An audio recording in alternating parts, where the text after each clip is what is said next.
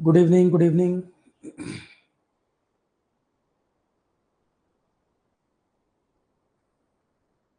Audio video सभी को ठीक आ रहा है?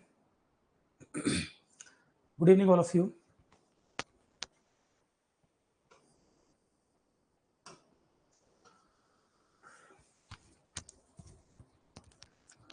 ऑडियो वीडियो सभी को क्लियर है? शुरू करें क्लास।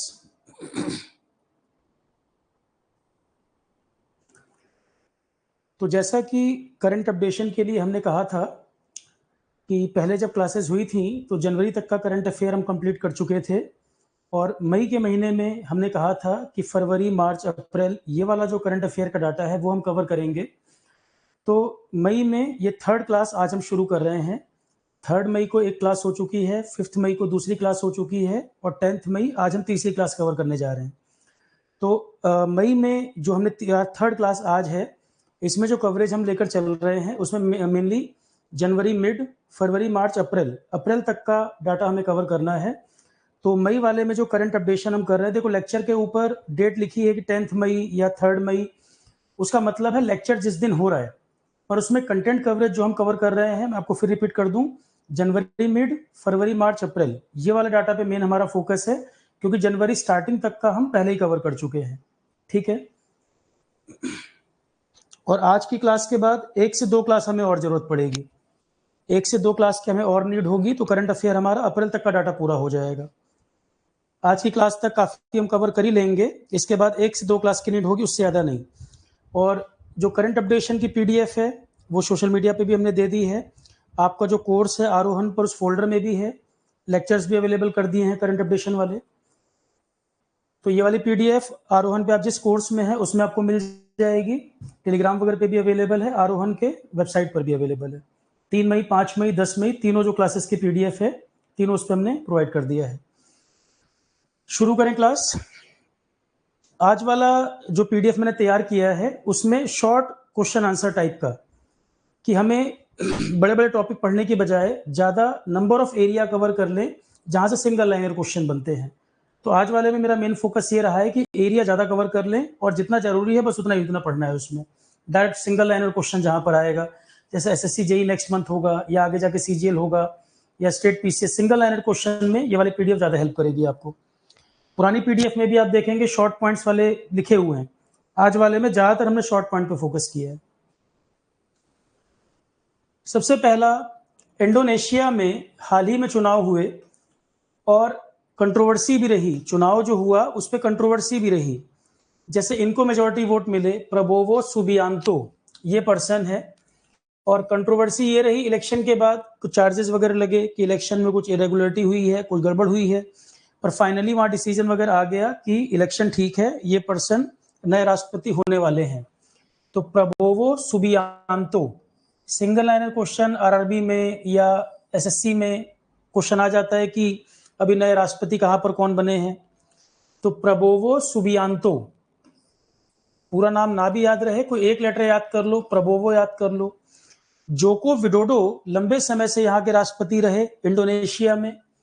जोको विडोडो अब अक्टूबर मंथ तक ये रहेंगे, अक्टूबर से ये चार्ज संभालेंगे। डिसाइड तो हो गया कि प्रबोवो सुबियांतो ही राष्ट्रपति होंगे अगले, पर क्या ये चार्ज संभाल चुके हैं? इलेक्शन जीत गए हैं, फाइनल हो गया है कि ये अगले राष्ट्रपति होंगे। चार्ज जो ये संभालेंगे अक्टूबर 24 से, और किसको रिप्लेस करेंगे? लंबे समय से यहाँ के राष्ट्रपति हैं जोको विडोडो, इनको रिप्लेस करेंगे। तो क्वेश्चन क्या बना, इंडोनेशिया में नए राष्ट्रपति चुनाव में कौन जीत गए हैं? कंट्रोवर्सी भी रही चुनाव में, प्रबोवो सुबियांतो इनका नाम है। कोई एक लेटर आप याद कर लीजिए, चाहे प्रबोवो चाहे सुबियांतो, क्योंकि अजीब अजीब नाम होते हैं, आपको अगर याद रखना डिफिकल्ट है, कोई एक वर्ड याद कर लीजिए। तो प्रबोवो सुबियांतो इंडोनेशिया के नए राष्ट्रपति होंगे, और ये थर्ड इंडोनेशियन राष्ट्रपति हैं जो मिलिट्री बैकग्राउंड से आते हैं। इंडोनेशिया के इतिहास में तीसरे ऐसे राष्ट्रपति होने वाले हैं जो मिलिट्री बैकग्राउंड से आते हैं। तो ये पूछेगा तो नहीं है जानकारी के लिए। तो प्रबोवो सुबियांतो इंडोनेशिया के नए राष्ट्रपति होंगे जो अपना कार्यभार अक्टूबर 2024 से चार्ज संभालेंगे, और जोको विडोडो को रिप्लेस कर रहे हैं। जोको विडोडो जो लंबे समय से राष्ट्रपति बने हुए हैं। प्रबोवो सुबियांतो ये मिलिट्री बैकग्राउंड से आते हैं, और इंडोनेशिया के थर्ड ऐसे प्रेसिडेंट है जो मिलिट्री बैकग्राउंड से हैं। इनसे पहले सुहार्तो राष्ट्रपति हुआ करते थे, और कई साल पहले युद्धयोनो ये राष्ट्रपति हुआ करते थे। ये दोनों भी मिलिट्री बैकग्राउंड के थे। इनसे पहले सुहार्तो और युद्धयोनो ये दोनों भी मिलिट्री बैकग्राउंड के ही थे। ये थर्ड मिलिट्री बैकग्राउंड वाले हैं, और जोको विडोडो को रिप्लेस करके अगले राष्ट्रपति होने वाले हैं। क्वेश्चन समझ आ गया? इंडोनेशिया के नए राष्ट्रपति कौन बनने वाले हैं? Prabowo Subianto. किसको रिप्लेस करेंगे? जोको विडोडो को। क्लियर है? ऑडियो सबको क्लियर आ रहा है? वॉइस कहीं इको तो नहीं कर रही है? ऑडियो वीडियो सभी को पूरी तरह क्लियर है? कोई प्रॉब्लम तो नहीं? पीडीएफ भी सभी को मिल गई होगी, मैंने प्रोवाइड जो कर दिया, 3 मई वाली भी, 5th वाली भी और 10th वाली भी। कहीं किसी को कोई प्रॉब्लम हो तो पूछ सकता है।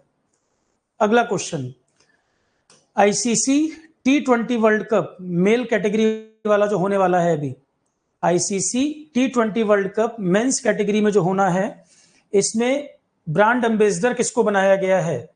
एक तो ये होना कहाँ है, इसकी लोकेशन वेस्ट इंडीज और अमेरिका इसको होस्ट कर रहा है।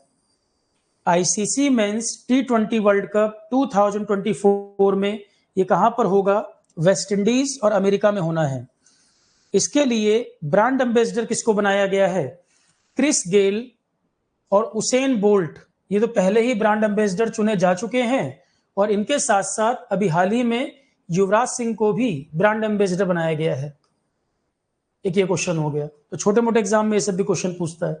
तो T20 world cup men's category वाला 2024 में अभी जो होना है, उसमें ब्रांड एम्बेसडर कौन चुने गए हैं? पहला क्वेश्चन, ये होगा कहां पर? वेस्ट इंडीज और अमेरिका ये मिलकर इसको ऑर्गेनाइज करने वाले हैं। वेस्ट इंडीज में और अमेरिका में होना है। ब्रांड एम्बेसडर कौन चुना गया है? Chris Gayle, Usain Bolt. अब आप कहोगे उसेन बोल्ट तो क्रिकेट खेलते नहीं, पर फेमस पर्सनैलिटी तो है अमेरिकन, उसेन बोल्ट। तो Chris Gayle, Usain Bolt. American मतलब ये मत समझना कि यूएसए की बात कर रहा हूं मैं। अमेरिका तो काफी सारा area, north America continent, central America, south America. Jamaica जो है, जैसे वेस्ट इंडीज है, वेस्ट इंडीज को ये कंट्री का नाम नहीं है, कई सारे आइलैंड है वहां जिनको मिलाकर हम वेस्ट इंडीज बोलते हैं। जमैका है, त्रिनिदाद टोबैगो है, बारबाडोस है, बहुत सारे आइलैंड है वहां पर। डोमिनिकन रिपब्लिक है, हैती है। तो सेंट्रल अमेरिका, कैरेबिया या वेस्ट इंडीज जो बोलते हो, ये नॉर्थ अमेरिका और साउथ अमेरिका कॉन्टिनेंट के बीच में कई सारे आइलैंड कंट्री हमको बोलते हैं। ठीक है? तो जमैका, उसेन बोल्ट जमैका भी एक आइलैंड कंट्री है। Chris Gayle West Indies cricket team के प्लेयर। तो सेंट्रल अमेरिका, कैरेबिया, ये सब जो एरिया है वहां क्रिस गेल, उसेन बोल्ट वहां के।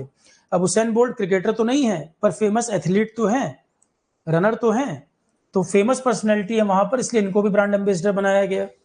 और युवराज सिंह को भी थर्ड ब्रांड एम्बेसडर इनको बनाया गया है।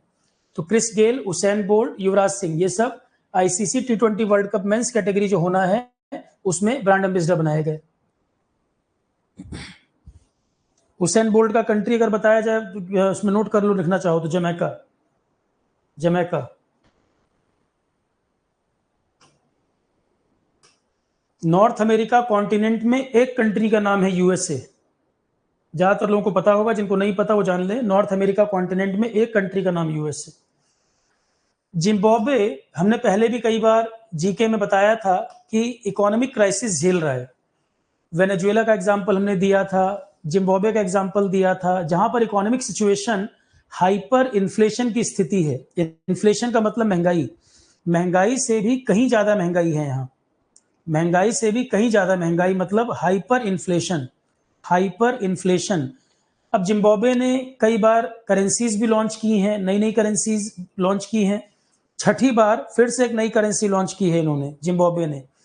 कई तरीके कोशिश कर रहे हैं अपनाने की, कैसे इन्फ्लेशन वगैरह को कंट्रोल कर पाए, पर सिचुएशन कंट्रोल में भी है नहीं, हालत खराब है।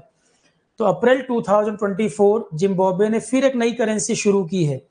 पहले तो ये इलेक्ट्रॉनिक फॉर्म में ही शुरू की गई थी, अब इसके कॉइन और नोट भी प्रिंट कर दिए गए, बना दिए गए हैं। तो अप्रैल 2024 में जिम्बाब्वे ने एक नई करेंसी शुरुआत की है। इस करेंसी का नाम क्या है, ये क्वेश्चन है। जिम्बाब्वे गोल्ड इसका नाम है। अप्रैल 2024 में अफ्रीकन कॉन्टिनेंट का एक कंट्री जिम्बाब्वे, ये नई करेंसी इन्होंने शुरू की है, इसका नाम है जिम्बाब्वे गोल्ड। करेंसी क्राइसिस में लगातार जिम्बाब्वे है। इलेक्ट्रॉनिकली इसको शुरू किया गया था, अब इसके बैंक नोट और कॉइन वगैरह भी बना दिए गए हैं। और छठी बार ऐसा हो रहा है 2009 के बाद से नई करेंसी इस कंट्री ने लॉन्च की है। ये 6th टाइम ऐसा है, छठी बार ऐसा है कि जिम्बाब्वे ने नई करेंसी लॉन्च की है। लेटेस्ट अभी जिग, जिम्बाब्वे गोल्ड नाम से। ऋतिक अरोड़ा कुछ पूछ रहे हैं, एसएससी जेई के लिए कितने टाइम का करंट अफेयर कवर करना चाहिए? जितना ध्यान से टीचर पढ़ा रहा होता है, आप पढ़ रहे होते हैं, क्वेश्चन बनाने वाले उतना ध्यान नहीं देते हैं, कई बार पुराने क्वेश्चन भी पूछ लेते हैं। तो आरोहण स्टार्ट ही मई 2023 में हुआ था, तो करंट अफेयर मैंने जितना आप लोगों को करा रखा है, लगभग 1.5 साल 2 साल का डाटा करा रखा है मैंने, 1.5 से 2 साल का कवरेज है। तो आपके एग्जाम में जो आएगा ये तो क्लियर है कि लास्ट कहां तक पूछ सकता है। जून में पेपर है तो मई नहीं आएगा, अप्रैल तक का डाटा आ सकता है। पीछे का कितना पूछ सकता है? 1 से 1.5 साल। तो आप उसको यहाँ वहां सर्च करने की बजाय आरोहण पे जैसे जैसे मैंने कराया है वैसे वैसे चलना है। जिस तरह से आरोहण पे मैंने कराया है, जैसे जैसे पीडीएफ दी है, लेक्चर सारे कराए हैं, और ऐसा नहीं कि पीडीएफ दिया लेक्चर नहीं किया, सारे लेक्चर कराए हैं, पीडीएफ भी दिया है। उनको 1 बाय 1 कवर करते चलो जितना कर सको। कोशिश करो डिक्रीजिंग ऑर्डर में, लेटेस्ट वाले पहले करो, डिक्रीजिंग ऑर्डर में चलो, ठीक है। तो जिम्बाब्वे ने नई करेंसी अडॉप्ट की है, जिम्बाब्वे गोल्ड इसका नाम है। अगला क्वेश्चन, डीआरडीओ ने सबसे हल्की अभी तक की बुलेट प्रूफ जैकेट तैयार की है। हाईएस्ट थ्रेट लेवल जो हमारे सोल्जर्स के लिए होता है, लेवल 6 कैटेगरी का, जो हाईएस्ट कैटेगरी का थ्रेट होता है सोल्जर्स के लिए, डीआरडीओ ने तैयार की है सबसे हल्की बुलेट प्रूफ जैकेट। अब क्वेश्चन क्या बना देगा, सबसे हल्की बुलेट प्रूफ जैकेट इंडिया में किस एजेंसी ने बनाई है? 4 एजेंसीज के नाम लिख देगा, ठीक है। डीआरडीओ ने तैयार किया है। डीआरडीओ ने इंडिया की, वर्ल्ड की नहीं, इंडिया की सबसे हल्की बुलेट प्रूफ जैकेट बनाई है, जो थ्रेट लेवल 6 तक के जो थ्रेट है सोल्जर्स को, उस तक का मुकाबला करने के लिए कैपेबल है। 6 कैटेगरी तक का जो थ्रेट है उसको टैकल करने के लिए डीआरडीओ ने इंडिया की सबसे हल्की बुलेट प्रूफ जैकेट तैयार की है। अगला क्वेश्चन देखो, यूपीआई पेमेंट सिस्टम जो आप जानते हैं, यूपीआई पेमेंट सिस्टम क्या फुल फॉर्म होता है? Unified payment interface. Unified payment interface India का अपना इलेक्ट्रॉनिक पेमेंट सिस्टम है। यूपीआई की चर्चा हमने पहले भी कई बार की थी। भीम mobile app, Bharat interface for money, ये सब पढ़ाया हुआ है जीके में। तो UPI full form unified payment interface. नहीं याद आ रहा तो देख लो, unified payment interface. UPI payment system जो तैयार किया गया था, इलेक्ट्रॉनिक पेमेंट सिस्टम है कि आपको मोबाइल वॉलेट में पैसा रख के जरूरत नहीं है पेमेंट करने के लिए, आप सीधे यूपीआई के माध्यम से अपने अकाउंट से डायरेक्ट पेमेंट कर सकते हैं। मतलब मोबाइल वॉलेट का होना जरूरी नहीं है online,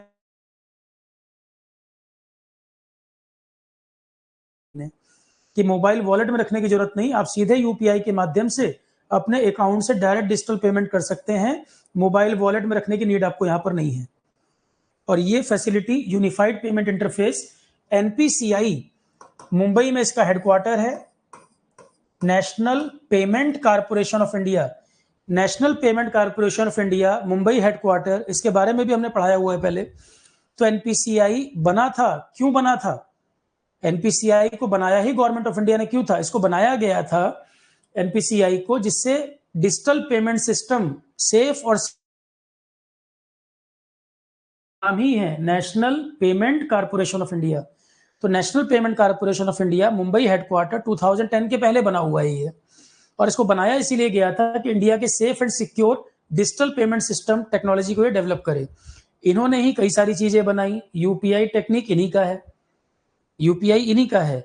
Bharat interface for money, Bhim, ये मोबाइल ऐप का नाम है, इसके माध्यम से भी आप यूपीआई ट्रांजैक्शन कर सकते हो, ठीक है, इसके माध्यम से भी किया जा सकता है। National payment corporation of India, इन्होंने यूपीआई के अलावा और कई सारी चीजें बनाई, जैसे Bharat QR code, digital payment के लिए जो क्यूआर कोड स्कैन करके आप पेमेंट करते हैं, भारत क्यूआर कोड, वो भी इन्होंने बनाया। आईएमपीएस फैसिलिटी, 24/7 कभी भी पेमेंट ट्रांजेक्शन आप कर सकते थे। अब तो एनईएफटी वगैरह को भी 24 आवर्स के लिए कर दिया गया है। पहले एनईएफटी 24 आवर नहीं होती थी। NEFT stands for national electronic fund transfer, तो वो एक फिक्स आवर्स दिन में होते थे, उतने ही दौरान एनईएफटी आरटीजीएस वगैरह होता था पहले। आईएमपीएस फैसिलिटी एनपीसीआई ने पहले ही बना दिया था कि रात को 2 बजे किसी को पेमेंट ट्रांसफर करना हो तो immediate payment service IMPS NPCI के द्वारा ही तैयार की गई थी। 24/7 कभी भी कर सकते थे। अब जाके एनईएफटी वगैरह भी 24 आवर्स हो सकती हैं। ठीक है, एनईएफटी वगैरह हमने पहले जीके में डिस्कस किया है, थोड़ा सा रिवाइज करा रहा हूं मैं। तो national payment corporation of India, अब क्योंकि इन्होंने जो चीजें बनाई हैं, अब ये बहुत ज्यादा सफल रहा है, काफी ज्यादा सफल रहा है। पूरी दुनिया में तारीफ हो रही है कि सब्जी लेने में कोई जा रहा है, सब्जी लेने में भी ट्रांजेक्शन ऑनलाइन कर दे रहा है। यूपीआई वगैरह एक रिवॉल्यूशनरी स्टेप रहा है इंडिया की ग्रोथ में, पूरी दुनिया में जिसकी तारीफ की गई। तो दुनिया में कई जगहों पर अब इस चीज को अडॉप्ट किया जा रहा है। कई कंट्री जो है वो अपनी विलिंगनेस एक्सप्रेस कर रहे हैं, वो अपना एक इंडिया के साथ टाई अप वगैरह कर रहे हैं इस चीज को लेकर कि वहां पर भी इस तरह की फैसिलिटी लाई जाए। पहले लगता था कि डिजिटल पेमेंट सब्जी वाले के यहाँ कैसे होगा, कोई जूस की दुकान पे पेमेंट कर रहा है, डिजिटल कैसे होगा। पर जब फॉरेन डेलीगेट्स भी अब इंडिया आते हैं और देखते हैं कि डिजिटल पेमेंट में इतना बड़ा रिवॉल्यूशन इंडिया में आया, तो अब वो कंट्री भी चाहते हैं उनके यहाँ भी यूपीआई जैसी फैसिलिटी डेवलप हो। जैसे फ्रांस ने अडॉप्ट कर लिया, फ्रांस ने अडॉप्ट किया, अभी नामीबिया के बैंक के साथ टाई अप हुआ है। तो एनपीसीआई का ही एक इंटरनेशनल आर्म भी है इसका। एनपीसीआई जो मुंबई हेडक्वार्टर है 2010 के पहले बनी थी, इसकी एक इंटरनेशनल विंग भी है। एनपीसीआई इंटरनेशनल पेमेंट लिमिटेड के नाम से एक इसका इंटरनेशनल विंग है, जो दूसरे देशों के साथ मिलकर यूपीआई जैसी टेक्नोलॉजी, इस तरह की फैसिलिटी को प्रमोट करने में काम कर रहा है। इस तरह की चीजों को वहां कैसे बढ़ावा दिया जाए, वो एनपीसीआई की ही सब्सिडरी है, एनपीसीआई इंटरनेशनल पेमेंट लिमिटेड। वही टॉपिक अब हम देखते हैं क्या मतलब है। NPCI NPCI international payment limited NIPL, ये कुछ और नहीं है, एनपीसीआई की ही अंतरराष्ट्रीय संस्था है, अंतरराष्ट्रीय सब्सिडरी है। एनपीसीआई की ही इंटरनेशनल आर्म है NIPL, NPCI international payment limited. इन्होंने एग्रीमेंट साइन किया है अभी हाल ही में बैंक ऑफ नामीबिया के साथ, to support them in developing an instant payment system, जैसा कि यूपीआई है, नामीबिया में इस तरह की फैसिलिटी लाई जाए। फ्रांस ऑलरेडी अडॉप्ट कर चुका है यूपीआई को, यूरोप का पहला कंट्री जो अडॉप्ट कर चुका है फ्रांस। तो नामीबिया के साथ भी अभी टाई अप हुआ है, यूपीआई जैसी फैसिलिटी वहां पर भी लाई जाए। नामीबिया कहां? African country, Namibia African country. तो एनपीसीआई की ही एक सब्सिडरी एनआईपीएल, इन्हीं की एक संस्था अंतरराष्ट्रीय जो एग्रीमेंट वगैरह डील करती है। तो नामीबिया, बैंक ऑफ नामीबिया के साथ टाई अप हुआ है, यूपीआई जैसी फैसिलिटी नामीबिया के लिए भी डेवलप की जाए। लता दीनानाथ मंगेशकर अवार्ड अभी हाल ही में दिया गया है रणदीप हुड्डा, वीर सावरकर मूवी के लिए न्यूज में रहे, और अमिताभ बच्चन, रणदीप हुड्डा और अमिताभ बच्चन को सम्मानित किया गया है लता दीनानाथ मंगेशकर अवार्ड। ये छोटे मोटे एग्जाम का क्वेश्चन है, यूपीएससी इसको नहीं पूछेगा, छोटे मोटे एग्जाम के लिए है, रेलवे, एसएससी, उस तरह के एग्जाम के लिए। तो रणदीप हुड्डा और अमिताभ बच्चन, इनको हाल ही में सम्मानित किया गया है लता दीनानाथ मंगेशकर अवार्ड। और इसमें कुछ क्वेश्चन नहीं, जो वन लाइनर है बस को वन लाइनर ही देखना है।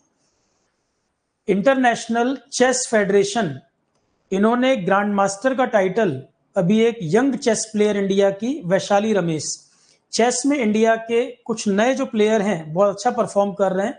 जैसे एक नाम मैं हमेशा बोलता हूं, आर प्रगनंदा, इंडिया में नंबर 1 चेस प्लेयर हो गए हैं वो, आर प्रगनंदा इंडिया के नंबर 1 चेस प्लेयर हो गए हैं।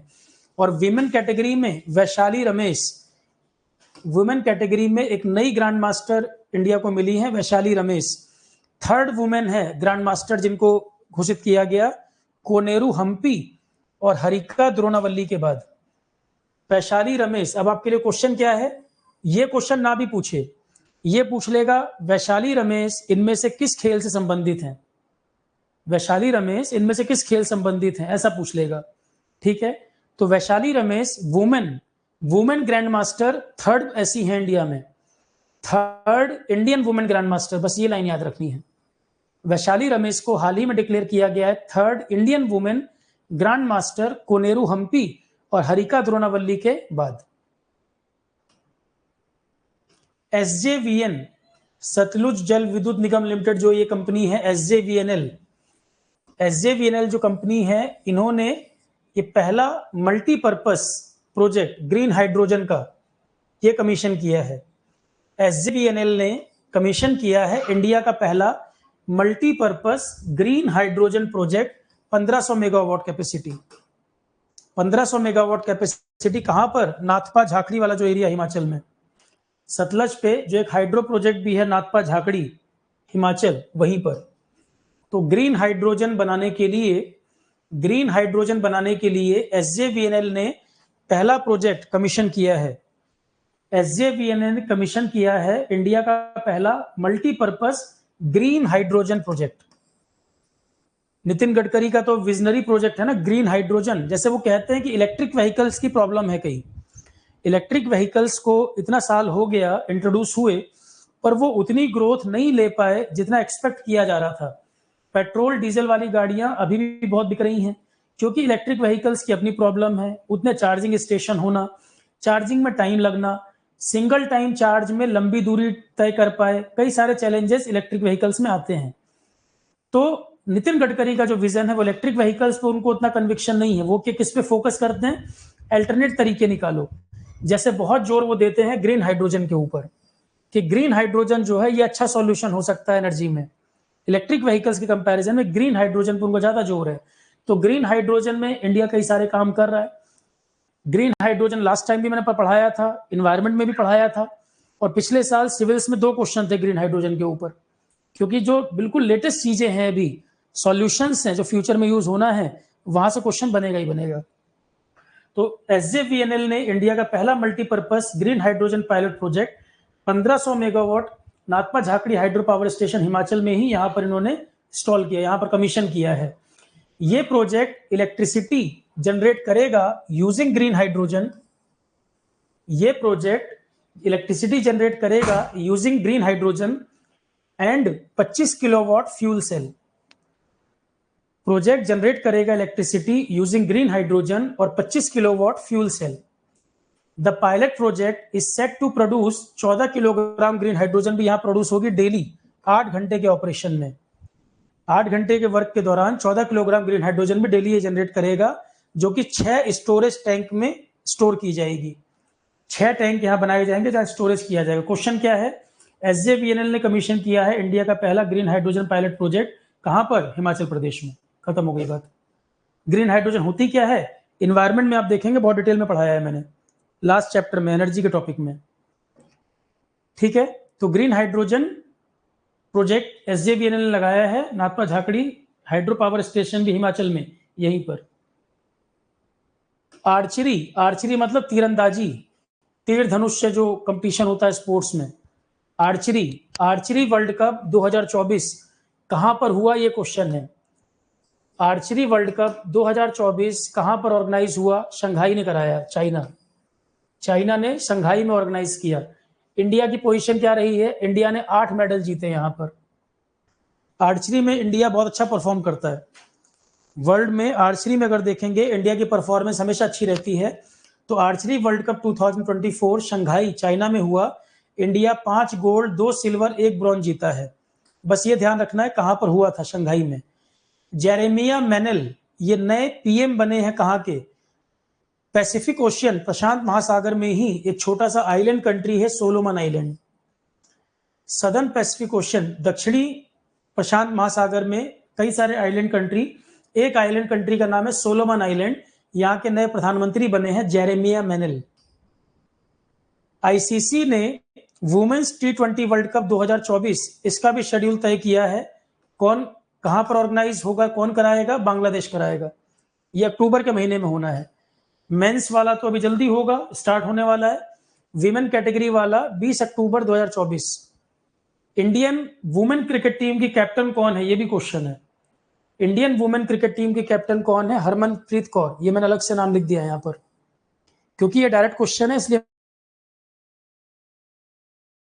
T20 वर्ल्ड कप 2024 शेड्यूल हुआ है, बांग्लादेश में होना है अक्टूबर में। और इंडियन वुमेन क्रिकेट टीम की कैप्टन कौन है? Harmanpreet Kaur.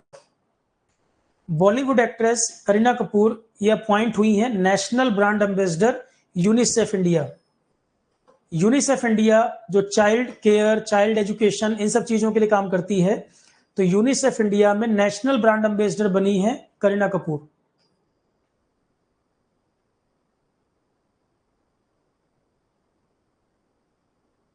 With UNICEF India, girl education, gender equality, इस तरह के प्रोग्राम से जुड़ी हुई हैं। डीआरडीओ ने अभी बनाया है स्मार्ट नाम से एक वेपन, स्मार्ट नाम से वेपन बनाया, और एपीजे अब्दुल कलाम उड़ीसा, यहां पर इसका सक्सेसफुल ट्रायल किया गया है।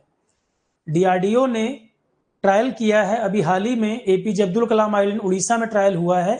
स्मार्ट नाम से एक वेपन तैयार किया है इन्होंने, स्मार्ट नाम से वेपन तैयार किया है। क्या है ये?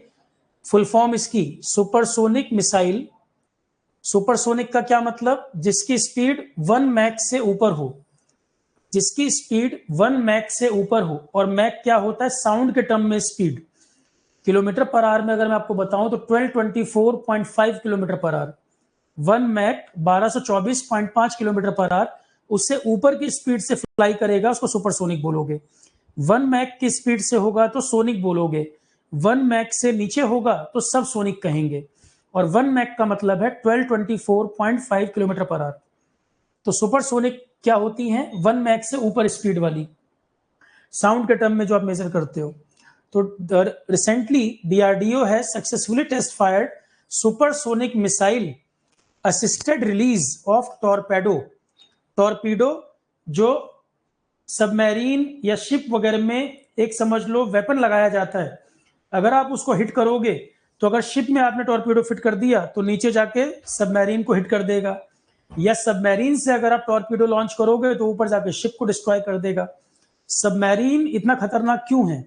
ऊपर शिप चल रहा है और सबमरीन चल रहा है पानी के नीचे, पनडुब्बी होती है ना सबमरीन, जैसे इंडिया का आईएनएस अरिहंत है, आईएनएस अरिधमान इंडिया बना रहा है। तो ऊपर चलता है शिप, नीचे चल रहा है सबमरीन। सबमरीन से अगर टॉर्पीडो लॉन्च करोगे, एक तरह की मिसाइल समझ लो या बॉम्ब समझ लो, ऐसे टॉर्पीडो लॉन्च होगा, जाके शिप को हिट कर देगा, डैमेज कर देगा। तो ऐसे शिप भी तो होंगे जिन पे कोई वेपन वगैरह लगाया जाए कि अगर नीचे सबमरीन जा रहा है उसको नीचे हिट कर दे। पता कैसे चलेगा नीचे सबमरीन है कि नहीं? सोनार टेक्नोलॉजी इस्तेमाल होती है।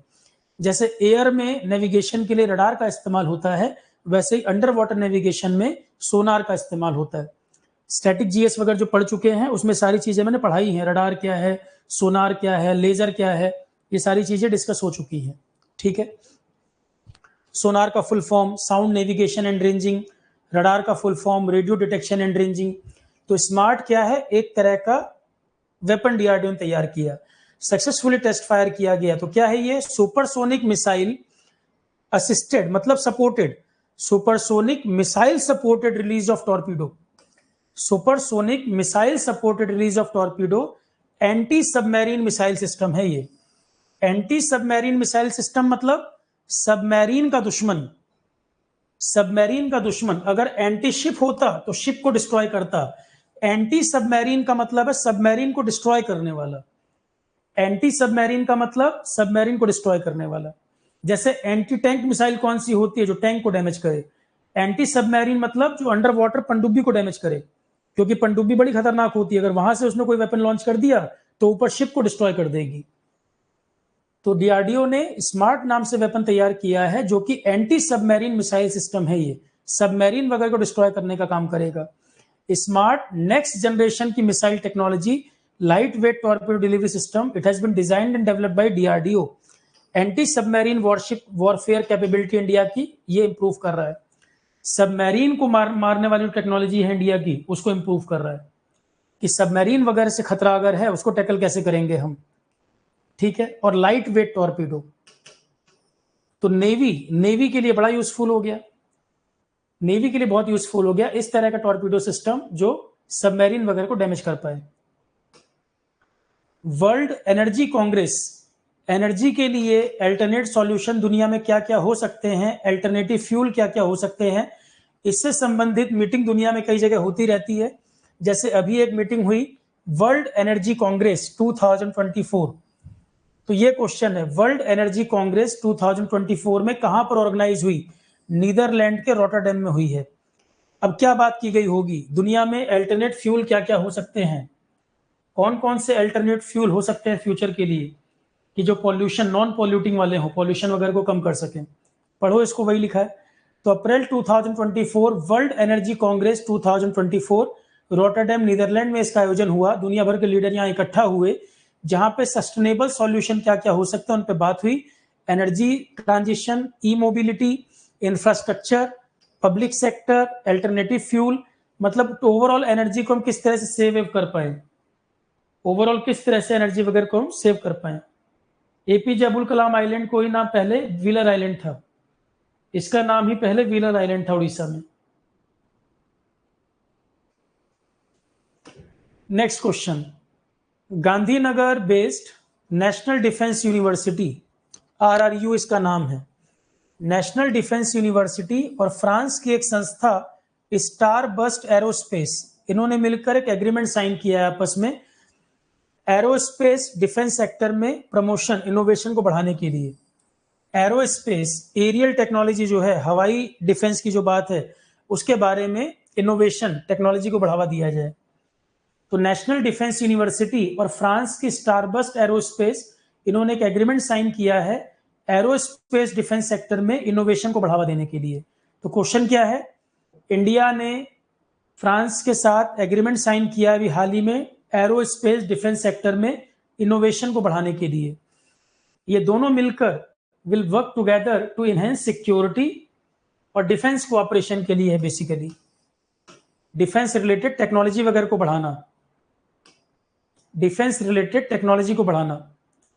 पहला बॉलर आईपीएल में 200 विकेट लेने वाला Yuzvendra Chahal, single liner question है ये। तो कौन सी टीम से खेलते हैं, रॉयल चैलेंजर बेंगलोर 2014 से 21 तक उसके लिए खेलते थे, बाद में राजस्थान रॉयल को ज्वाइन किया था। तो युजवेंद्र चहल पहले बॉलर 200 विकेट आईपीएल में लेने वाले किस टीम से खेलते हैं, ये क्वेश्चन हो गया।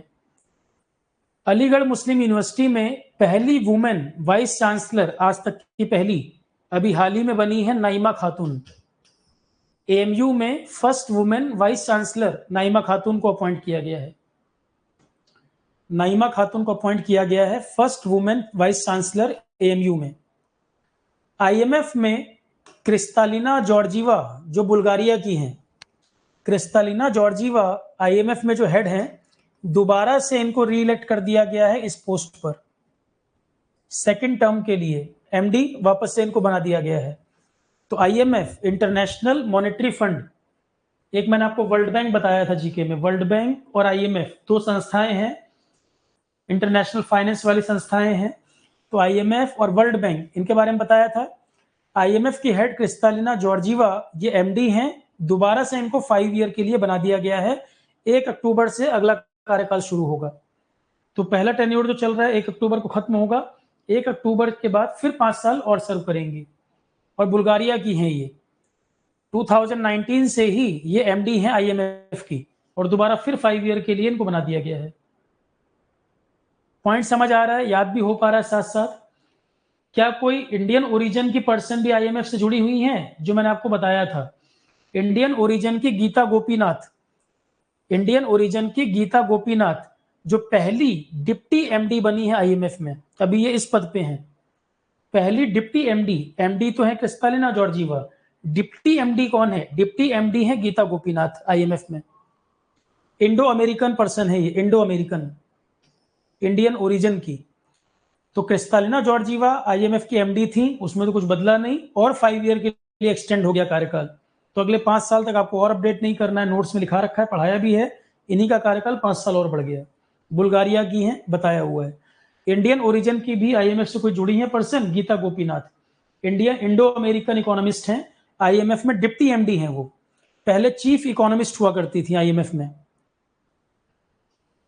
पहले चीफ इकोनॉमिस्ट हुआ करती थी, बाद में इनको डिप्टी एमडी प्रमोट कर दिया गया, डिप्टी एमडी पोस्ट क्रिएट की गई थी और इन्हीं को बना दिया गया। पहला चीफ इकोनॉमिस्ट के पद पे थी गीता गोपीनाथ आईएमएफ में लंबे समय से, बाद में 2022 के आसपास डिप्टी एमडी पोस्ट यहां क्रिएट की गई और डिप्टी एमडी की पोस्ट पर इनको बैठा दिया गया गीता गोपीनाथ को। नेवी के हेड अब बन गए हैं आर हरि कुमार, रिटायर हो गए, और इनकी जगह दिनेश के त्रिपाठी ये नए हेड बने हैं। चीफ ऑफ नेवल स्टाफ, जैसे आर्मी हेड को क्या कहते हैं, chief of army staff. Air force के हेड को क्या बोलते हैं, चीफ ऑफ एयर स्टाफ। ऐसे ही नेवी वाले में चीफ ऑफ नेवल स्टाफ। तो नेवी में अभी जो हेड बने हैं chief of naval staff Dinesh के त्रिपाठी, और आर हरि कुमार रिटायर हो गए हैं, उनको रिप्लेस करके ये बने हैं 30 अप्रैल को, 30 अप्रैल 26वें चीफ है ये नेवी के। तो दिनेश के त्रिपाठी ये 26 चीफ है नेवल स्टाफ के। जब मैंने डिफेंस आपको पढ़ाया था उसमें नेवल चीफ मैंने आर हरि कुमार लिखाया था। अब ये रिटायर हो गए, इनकी जगह नाम चेंज होकर दिनेश के त्रिपाठी अपडेट हो गए। हाल ही में एयरपोर्ट की रैंकिंग जारी की गई, स्काईट्रैक्स अवार्ड दिए गए। स्काईट्रैक्स वर्ल्ड एयरपोर्ट अवार्ड, कौन सा एयरपोर्ट कितना बढ़िया है उसके बारे में सम्मानित किया गया है। स्काईट्रैक्स वर्ल्ड एयरपोर्ट अवार्ड के नाम से सम्मानित किया गया। कौन सा बेस्ट एयरपोर्ट चुना गया, कतर की राजधानी है दोहा, कतर की राजधानी दोहा, वहां पे हमद इंटरनेशनल एयरपोर्ट, ये बेस्ट एयरपोर्ट चुना गया है।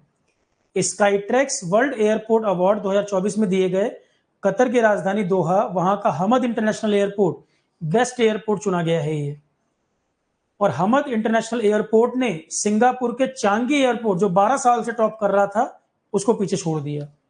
सिंगापुर का चांगी एयरपोर्ट बड़ा खूबसूरत माना जाता है, चांगी एयरपोर्ट को रिप्लेस करके हमद इस समय टॉप पर आया है।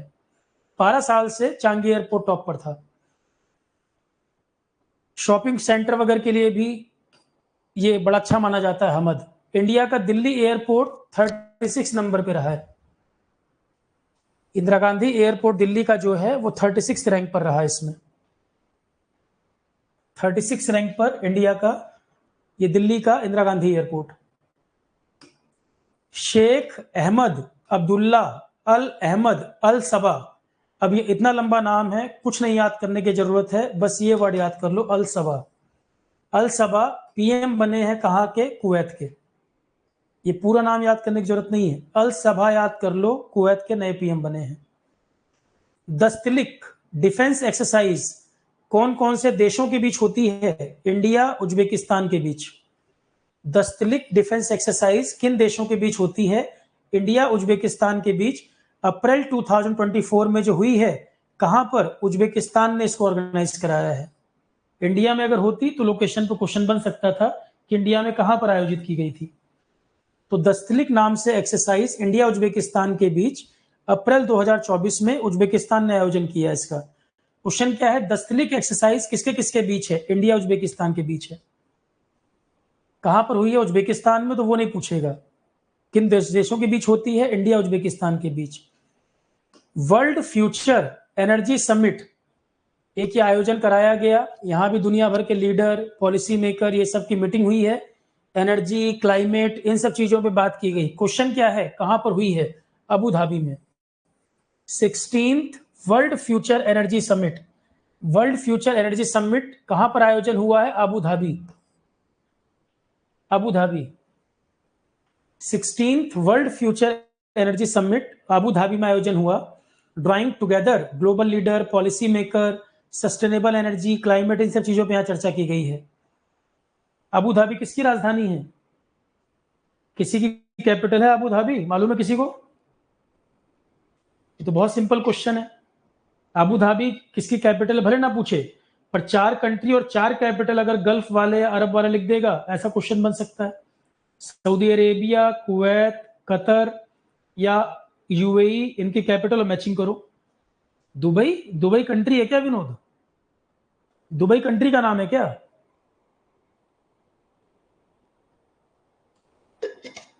यूएई, बिल्कुल सही, यूनाइटेड अरब अमीरात। जिसको नहीं पता वो नोट कर लो भाई, यूनाइटेड अरब अमीरात, उसकी राजधानी अबू धाबी। दुबई खुद यूएई का एक शहर है, यूएई में ही एक सिटी का नाम है दुबई, दुबई कंट्री थोड़ी है। उत्तर प्रदेश में पहली आर्टिफिशियल इंटेलिजेंस सिटी, इंडिया की पहली एआई सिटी, ये कहां पर डेवलप करने का प्लान है, प्रपोजल दिया लखनऊ में। इंडिया का पहला एआई सिटी, अब ये उत्तर प्रदेश लोकल का क्वेश्चन इंपॉर्टेंट हो गया। यूपीपीएससी, यूपीपीसीएस वाले जो होंगे, यूपी के जो एग्जाम होंगे, आरओ या यूपी के जो भी लोकल, उनके लिए क्वेश्चन बन गया। इंडिया का पहला AICT कहां पर डेवलप करने जा रहे हैं? लखनऊ में। इंडिया का पहला, और इंडिया का पहला यूपी का पहला नहीं है, इंडिया का पहला AICT प्रपोजल आया है, कहां बनाने जा रहे हैं? लखनऊ के अंदर। India first AICT।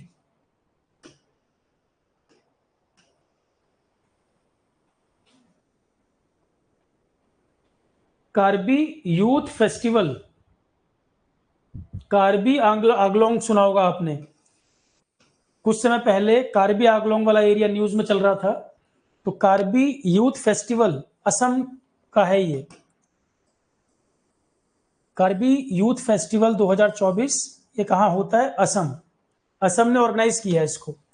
North east का एक फेस्टिवल है, नॉर्थ ईस्ट का फेस्टिवल कार्बी यूथ फेस्टिवल 2024 किसने आयोजन किया है? असम ने।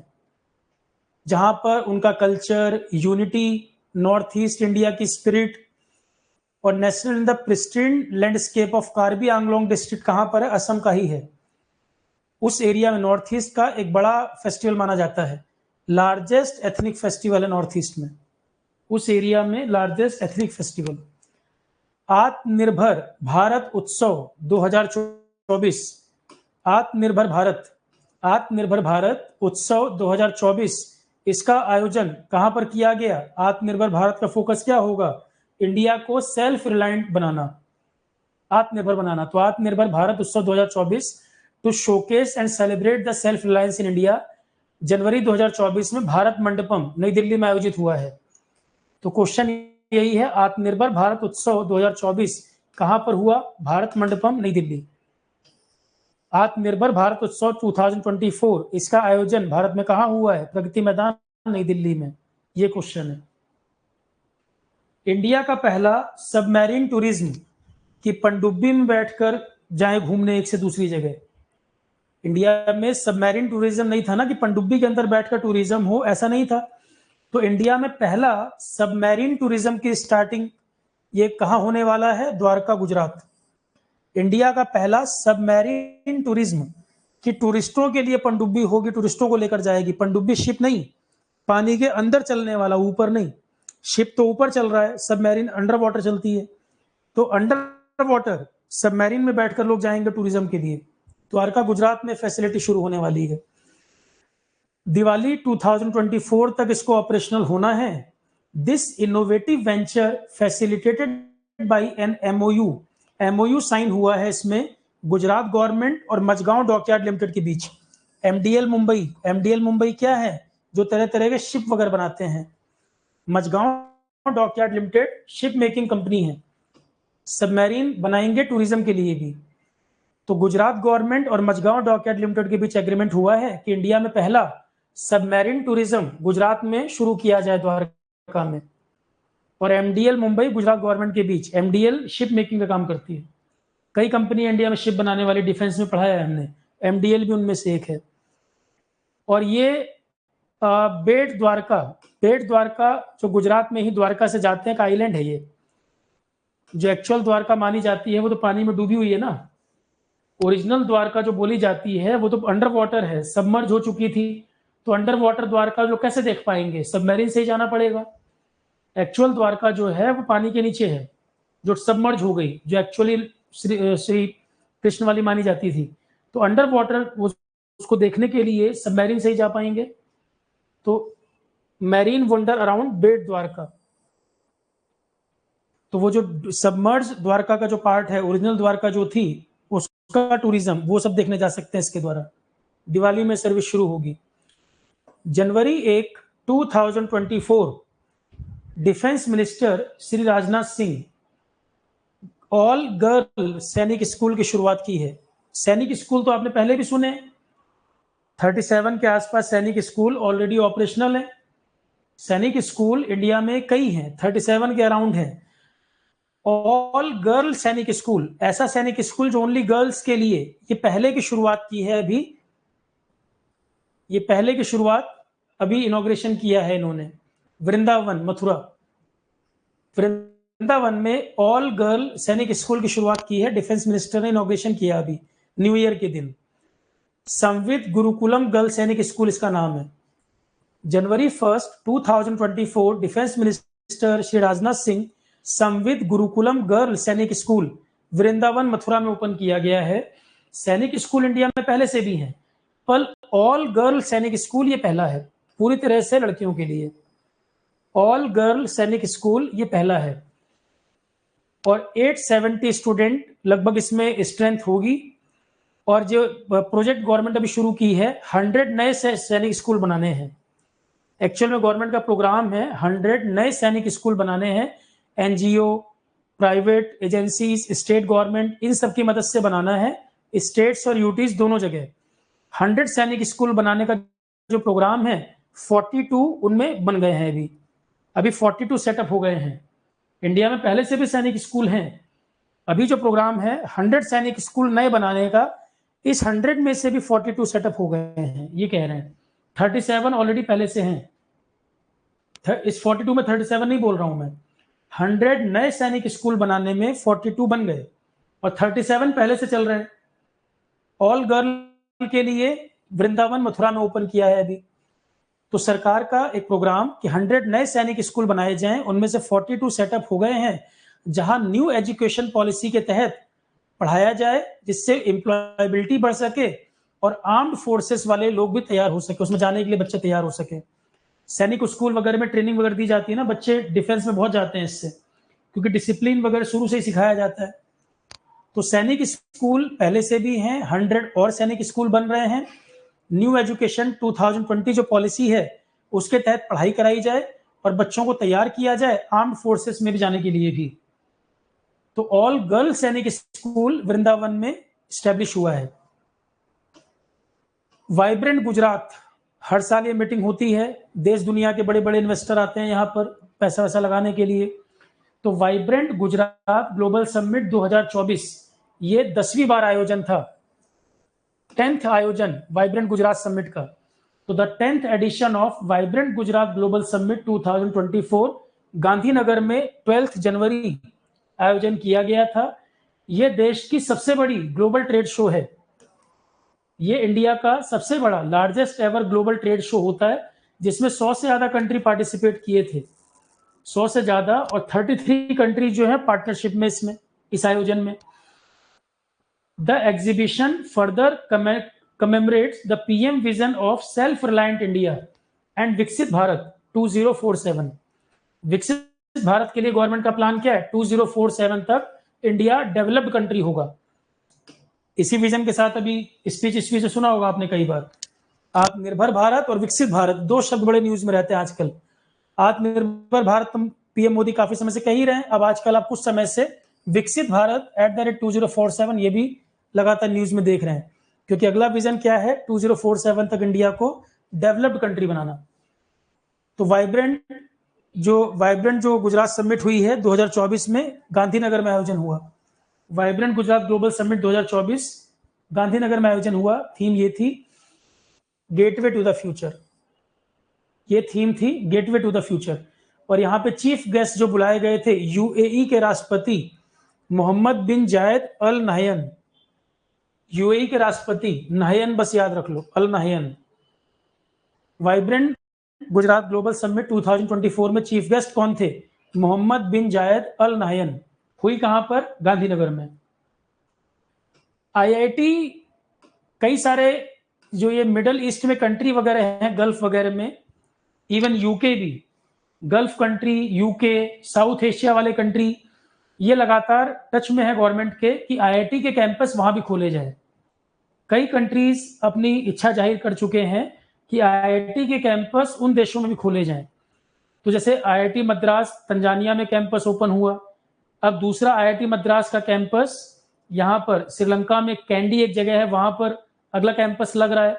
आईआईटी दिल्ली का एक कैंपस यूएई में, गल्फ कंट्री। तो आईआईटी, कई देश ऐसे हैं जो लगातार इंडियन गवर्नमेंट से बात करके चाहते हैं कि आईआईटी वगैरह के कैंपस उनके यहाँ भी खुलें। मिडल ईस्ट वाले कंट्री हैं, साउथ एशिया वाले कंट्री हैं, इवन यूके भी जाहिर कर चुका है कि वहां पर आईआईटी के साथ कोलैबोरेशन वगैरह चीजें बने। द थर्ड ऑफशोर कैंपस, तो आईआईटी के 3 कैंपस बाहर खुल चुके हैं, 2 आईआईटी मद्रास के, 1 आईआईटी दिल्ली का, यही लिखा है इसमें। थर्ड कैंपस आईआईटी का ये कैंडी श्रीलंका में आने वाला है। तो टोटल 3 आईआईटी के कैंपस जो विदेश में बन चुके हैं, 2 आईआईटी मद्रास और 1 आईआईटी दिल्ली। ठीक है, तो आईआईटी का 3rd कैंपस जो कैंडी श्रीलंका में आने वाला है, और इससे पहले तंजानिया में आईआईटी मद्रास कैंपस बना चुकी है। तो कैंडी श्रीलंका में ये भी आईआईटी मद्रास का, तंजानिया वाला ये भी आईआईटी मद्रास का, और प्रीति अगलियन ये डायरेक्टर इंचार्ज तंजानिया वाले में आईआईटी डायरेक्टर बनी है, पहली women IIT director. First women IIT director Preeti Aghalayam IIT Madras का तंजानिया सेंटर जो है उसमें डायरेक्टर है ये। तो आईआईटी मद्रास के 2 सेंटर, पहला तंजानिया, दूसरा श्रीलंका वाला भी ओपन होना है कैंडी में। आईआईटी मद्रास के 2, आईआईटी मद्रास का पहला तंजानिया अफ्रीकन कंट्री और दूसरा कैंडी श्रीलंका में आना है। तो तंजानिया वाले में डायरेक्टर जो बनी है वो फर्स्ट वुमेन आईआईटी डायरेक्टर हैं प्रीति अगलियम, first women IIT director Preeti अगलियम। और आईआईटी दिल्ली वाला ये यूएई के साथ बातचीत है, यूएई में स्टार्ट करेंगे, अबू धाबी में। आईआईटी दिल्ली का जो कैंपस है, तो आईआईटी के टोटल 3 हो गए, 2 आईआईटी मद्रास के, 1 आईआईटी दिल्ली का। और कई और आईआईटीज वगैरह से भी गवर्नमेंट वगैरह की बातचीत चल रही है, विदेशी मिडिल ईस्ट वाले कंट्री, साउथ एशिया वाले कंट्री कैंपस एस्टेब्लिशमेंट के लिए। नेशनल यूथ फेस्टिवल नाम से आयोजन किया गया, कहां पर हुआ? नासिक में। 2024 में नेशनल यूथ फेस्टिवल हाल ही में आयोजित किया गया, नासिक में हुआ ये। बस नेशनल यूथ फेस्टिवल कहां हुआ? नासिक, खत्म बात। जनवरी 2024 में बांग्लादेश की पीएम 4थी बार पीएम चुनी गई हैं लगातार, और ओवरऑल 5वीं बार, कंसेक्यूटिव 4 बार, और उससे पहले भी 1 बार रही है गैप करके, 5 बार टोटल। तो 4 बार लगातार और ओवरऑल 5वीं बार बांग्लादेश की पीएम शेख हसीना कंसेक्यूटिव लगातार 4थी बार प्रधानमंत्री बन रही है वहां, और ओवरऑल देखें तो 5वीं बार प्रधानमंत्री बनी है, लगातार 4 बार, ओवरऑल 5वीं बार। मिलन नाम से एक्सरसाइज होती है नेवी की। मिलन क्या चीज है? नेवी की एक्सरसाइज है। मिलन 2024 12th एडिशन नेवल एक्सरसाइज कहां पर हुई है? विशाखापट्टनम में, जिसमें नेवी के ही कई सारे शिप वगैरह ने भाग लिया, कुछ और देश भी इसमें भाग लेते हैं, अपने वेपन्स वगैरह भेजते हैं। तो फरवरी 2024 मिलन एक्सरसाइज 12th एडिशन इसका विशाखापट्टनम में आयोजित हुआ है। विशाखापट्टनम को ही सिटी ऑफ डेस्टिनी बोलते हैं। फरवरी में मिलन 12th एडिशन इस एक्सरसाइज का विशाखापट्टनम में हुआ। Professional interaction between friendly navies, foreign naval unit, विदेशी शिप वगैरह भी पार्टिसिपेट किए इसमें। इंडियन नेवी के तो अब शिप वगैरह थे ही, साथ में कुछ विदेशी नेवल यूनिट ने भी पार्टिसिपेट किया। तो बस इसमें क्वेश्चन एक ध्यान रखना है कि मिलन एक्सरसाइज इंडियन नेवी की एक्सरसाइज है, विशाखापट्टनम में हुई है। कुछ और भी कंट्री पार्टिसिपेट करते हैं, कंट्री के नाम याद रखना जरूरी नहीं है यहाँ पर, क्योंकि ये कोई 2 कंट्री के बीच नहीं है, ये केवल 2 कंट्री के बीच नहीं है, तो उसमें कंट्री याद करने की जरूरत नहीं है। But what is Milan? Milan Indian navy की नेवल एक्सरसाइज का नाम है।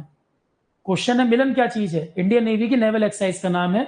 इस बार कहां हुई है? विशाखापट्टनम में हुई है। पेंच टाइगर रिजर्व, देखो लाइट पॉल्यूशन भी आजकल चर्चा में है। फॉरेस्ट वगैरह में अगर ये लाइट पॉल्यूशन वगैरह हो कि वहां पर आप लाइटनिंग कर दें, या उसमें रात में आप टूरिज्म अलाउ कर दें कि जीप वीप में लाइट जला के घूम रहे हैं, तो वो लाइट पॉल्यूशन जो है वो भी एक प्रॉब्लम है। लाइट पॉल्यूशन एक चर्चा का विषय तो है, नई समस्या है कि लाइट पॉल्यूशन क्या होता है? स्ट्रेस क्रिएट करता है। आप मतलब पीस ऑफ माइंड आपको नहीं मिल पाती। शहरों में लाइट पॉल्यूशन, नॉइस पॉल्यूशन लगातार प्रॉब्लम है, ये बढ़ते जा रही है। उसी तरह से फॉरेस्ट एरिया में भी लाइट पॉल्यूशन प्रॉब्लम है, नॉइस पॉल्यूशन भी। सफारी वगैरह में कभी आप जाएंगे, नेशनल पार्क विजिट जाएंगे, तो क्या बोलते हैं जीप में बैठे हुए, शोर नहीं करिए, नॉइज नहीं करिए, ज्यादा कम आवाज वाली गाड़ियां अलाउ की जाती हैं, ठीक है। उसी तरह से लाइट पॉल्यूशन भी प्रॉब्लम है। पेंच टाइगर रिजर्व, यहाँ पर ये पहला ऐसा टाइगर रिजर्व है जिसको डार्क स्काई पार्क बनाया गया है। डार्क स्काई का मतलब लाइट पॉल्यूशन को रोका जा रहा है। पेंच टाइगर रिजर्व वैसे तो 2 स्टेट में पड़ता है, एमपी और महाराष्ट्र दोनों में। भारत का पेंच टाइगर रिजर्व जो एमपी और महाराष्ट्र दोनों में पड़ता है, ये इंडिया का पहला डार्क स्काई पार्क घोषित हो गया है, और एशिया में इस तरह का 5वां। डार्क स्काई का मतलब जहां लाइट पॉल्यूशन वगैरह को रोका जा रहा है, जिससे एनिमल को डिस्टर्बेंस ना हो। तो recently the Pench tiger reserve Maharashtra, ये इंडिया का पहला डार्क स्काई पार्क, एशिया में इस तरह का पहला। The park earned the title for protecting the night sky and preventing light pollution. The escalating global threat of light pollution poses a substantial risk to this invaluable resource. Light pollution forest area वगैरह के लिए भी अच्छा नहीं होता। It is one of India's top reserve. Bengal tiger वगैरह की population यहाँ भी अच्छी है और मैनेजमेंट भी इसका अच्छा है। पेंच टाइगर रिजर्व का मैनेजमेंट भी अच्छा है। 2 राज्यों में पड़ता है, महाराष्ट्र और मध्य प्रदेश दोनों में, और दोनों ही स्टेट मैनेज करने में रोल प्ले करते हैं। मैनेज करने में दोनों ही स्टेट रोल प्ले करते हैं। मेनली एरिया महाराष्ट्र के पास। स्वच्छ सर्वेक्षण, सूरत और इंदौर बेस्ट सिटी हैं। क्लीनेस्ट सिटी की बात की जाए तो मैंने पढ़ाया था पिछली क्लास में, सूरत और इंदौर ये क्लीनेस्ट सिटी घोषित किए गए थे। गंगा के किनारे जो सिटीज हैं उनमें अगर बात की जाए, नंबर 1 पे बनारस, नंबर 2 प्रयागराज। अब एक्चुअल में है कि नहीं वो नहीं बोल रहा हूं मैं, सर्वे के हिसाब से तो बताया गया है। क्लीनेस्ट गंगा सिटी, तो स्वच्छ सर्वेक्षण जो किया गया, सूरत और इंदौर टॉप डिस्ट्रिक्ट हैं ओवरऑल। गंगा सिटी की अगर बात करें, नंबर 1 पे Banaras, number 2 Prayagraj. International camel festival, ये जीके का भी क्वेश्चन है। अभी 2024 में भी मेला हुआ स्टार्टिंग में, और ये क्वेश्चन वैसे भी जीके में भी आता है। इंटरनेशनल कैमल फेस्टिवल कहां पर होता है? Bikaner, Rajasthan. International camel festival अभी ऑर्गेनाइज हुआ कहां पर? 2024 में भी हुआ है, बीकानेर में। अयुत्थाया नेवी की एक्सरसाइज है किन 2 देशों के बीच? इंडिया और थाईलैंड के बीच।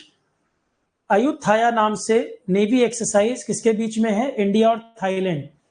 इसमें एवाई जो वर्ड है अयोध्या से लिया गया है, और अयुत्थाया नाम से थाईलैंड का एक सिटी भी है। अयोध्या और अयुत्थाया ये दोनों से मिलाकर नाम लिया गया है, लेटर नाम वही बना अल्टीमेटली, अयुत्थाया। तो अयोध्या नाम मैं इसलिए बता रहा हूं ताकि याद रह जाए, एवाई वर्ड से अयोध्या याद रख सकते हो। तो इंडिया और थाईलैंड के बीच नेवी की एक्सरसाइज है, अभी आयोजन हुआ था कुछ समय पहले। फीफा का 2023 बेस्ट फुटबॉल प्लेयर कौन चुना गया? Lionel Messi. FIFA best men's player Lionel Messi कहां के हैं? अर्जेंटीना के। लिथियम के लिए हमने पहले भी चर्चा की थी। लिथियम एक बहुत इंपॉर्टेंट रिसोर्स है। इलेक्ट्रिक व्हीकल्स में जो बैटरीज, ईवी बैटरीज बनानी है तो भी, मोबाइल फोन्स में बैटरी बननी है तो भी, तो लिथियम आयन बैटरीज, लिथियम तो बहुत इंपॉर्टेंट हो गया। इतना इंपॉर्टेंट हो गया कि लिथियम को तो व्हाइट गोल्ड कहते भी हैं। टेक्नोलॉजी में बड़ा इंपॉर्टेंट रोल है। और भी किसी मेटल को व्हाइट गोल्ड कहते हैं क्या? प्लेटिनम को। लिथियम के अलावा प्लेटिनम को भी व्हाइट गोल्ड बोला जाता है। लिथियम इलेक्ट्रॉनिक्स वगैरह में जो ईवी बैटरीज वगैरह हैं उनमें बड़ा इंपॉर्टेंट है। मोबाइल फोन हो, कार्स हो, तो उसमें बहुत इंपॉर्टेंट है, व्हाइट गोल्ड कहा जाता है। इंडिया में हाल फिलहाल में 2 बड़े रिजर्व जो लिथियम के मिले थे, मैंने बताया था, याद है किसी को? कहां कहां? लिथियम के 2 बड़े रिजर्व इंडिया में जो मिले थे बताया था। एक तो जम्मू का रियासी डिस्ट्रिक्ट बताया था मैंने, जम्मू का रियासी डिस्ट्रिक्ट बताया था, और एक बताया था देगाना राजस्थान। देगाना राजस्थान, रियासी जम्मू। और लिथियम को व्हाइट गोल्ड कहते भी हैं। इंडिया का अभी एक एग्रीमेंट साइन हुआ है अर्जेंटीना के साथ। दुनिया में सबसे ज्यादा रिजर्व किसके पास है लिथियम का? चिली। ज्योग्राफी में पढ़ाया है मैंने ये। सबसे बड़ा दुनिया में रिजर्व है लिथियम का चिली के पास। प्रोडक्शन सबसे ज्यादा कौन करता है? ऑस्ट्रेलिया। रिजर्व आपके पास ज्यादा होने का मतलब ये नहीं है कि प्रोडक्शन भी आप ज्यादा कर रहे हो। भाई जमीन में लिथियम होना और उसको प्रोडक्शन करना, निकालना, दोनों अलग बातें हैं। चिली के पास सबसे ज्यादा लिथियम रिजर्व है, maximum lithium reserve. South American country है ये, साउथ अमेरिका कॉन्टिनेंट का एक देश।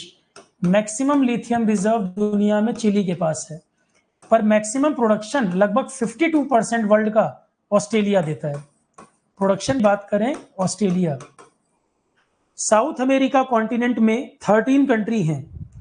साउथ अमेरिकन कंट्री कॉन्टिनेंट में 13 कंट्री हैं, 3 कंट्री को मिलाकर ट्राइंगल कहते हैं, लिथियम का ट्राइंगल है ये, बोलीविया, चिली, अर्जेंटीना।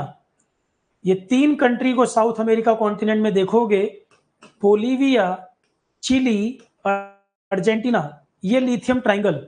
दुनिया में लिथियम रिजर्व के मामले में ये एरिया के पास सबसे ज्यादा है। दुनिया का लिथियम रिजर्व अगर हम बात करें, बोलीविया, चिली और अर्जेंटीना, इन तीनों के पास सबसे ज्यादा रिजर्व हैं। प्रोडक्शन नहीं बोल रहा हूं, प्रोडक्शन ऑस्ट्रेलिया सबसे ज्यादा करता है। रिजर्व ऑस्ट्रेलिया के पास भले कम हो, पर वो प्रोडक्शन ज्यादा करता है, बेचता है, पैसा कमाता है, यूज करता है खुद। तो चिली के पास सबसे ज्यादा लिथियम रिजर्व है, और ये क्षेत्र जो है बोलीविया, चिली, अर्जेंटीना, पूरी दुनिया में सबसे ज्यादा रिजर्व इस क्षेत्र में है, उसमें भी सबसे ज्यादा चिली के पास है। प्रोडक्शन ऑस्ट्रेलिया ज्यादा करता है। तो काबिल एक कंपनी है गवर्नमेंट की, इंडिया में एक कंपनी है काबिल, इंडिया का खनिज विदेश इंडिया लिमिटेड, ये इसका नाम है। काबिल का फुल फॉर्म है खनिज इंडिया विदेश लिमिटेड। ये दूसरे देशों के साथ एग्रीमेंट वगैरह करते हैं, माइनिंग रिलेटेड, एक्सप्लोरेशन करना, माइनिंग करना, उन चीजों के लिए। तो इंडिया का खनिज विदेश इंडिया लिमिटेड और अर्जेंटीना के बीच एक एग्रीमेंट साइन हुआ है, क्या चीज के लिए? लिथियम का एक्सप्लोरेशन करना और माइनिंग करना। तो इंडिया का अर्जेंटीना के साथ हाल ही में एग्रीमेंट साइन हुआ, किसके लिए? लिथियम का एक्सप्लोरेशन और माइनिंग करने के लिए। The agreement will allow KABIL to evaluate, prospect and explore lithium upon subsequent discovery of lithium mineral, exploitation rights for commercial production, ये भी दिया जाएगा। तो लिथियम को खोजेंगे, लिथियम माइंस कहाँ कहाँ है खोजा जाएगा, प्रोडक्शन वगैरह के लिए भी अधिकार दिया जाएगा इंडियन कंपनी को। ये पहला लिथियम एक्सप्लोरेशन और माइनिंग प्रोजेक्ट है गवर्नमेंट कंपनी को जो मिला है यहाँ पर। ये पहला ऐसा first ever lithium related exploration mining project है जो गवर्नमेंट कंपनी को मिला। This is the first ever, पहली बार लिथियम एक्सप्लोरेशन और माइनिंग प्रोजेक्ट मिला है किसी भारतीय कंपनी को बाहर। लिथियम, जिसको हम व्हाइट गोल्ड भी कहते हैं, इसका इस्तेमाल कई चीजों में होता है, एनर्जी स्टोरेज सॉल्यूशन में, बैटरीज में, मोबाइल फोन की, इलेक्ट्रिक व्हीकल्स में। अर्जेंटीना लिथियम ट्राइंगल का हिस्सा है। लिथियम ट्राइंगल में 2 और कंट्री, चिली और बोलीविया, ये तीनों कंट्री मिलकर दुनिया का आधे से ज्यादा रिजर्व इन 3 देशों के पास है लिथियम का। लिथियम ट्राइंगल जो क्षेत्र मैंने बताया, बोलीविया, चिली और अर्जेंटीना, पूरे वर्ल्ड का 50% से ज्यादा इनके पास है lithium reserve. Argentina lithium triangle का हिस्सा है, उसमें 2 कंट्री और, चिली, बोलीविया। पूरे दुनिया के 50% से ज्यादा लिथियम रिजर्व इन्हीं 3 देशों के पास है। सबसे ज्यादा चिली के पास, प्रोडक्शन सबसे ज्यादा ऑस्ट्रेलिया करता है। इंडियन नेवी ने हाल ही में 3 शिप रिटायर कर दिए हैं। कौन कौन से? आईएनएस चीता, आईएनएस गुलदार और आईएनएस कुंभीर।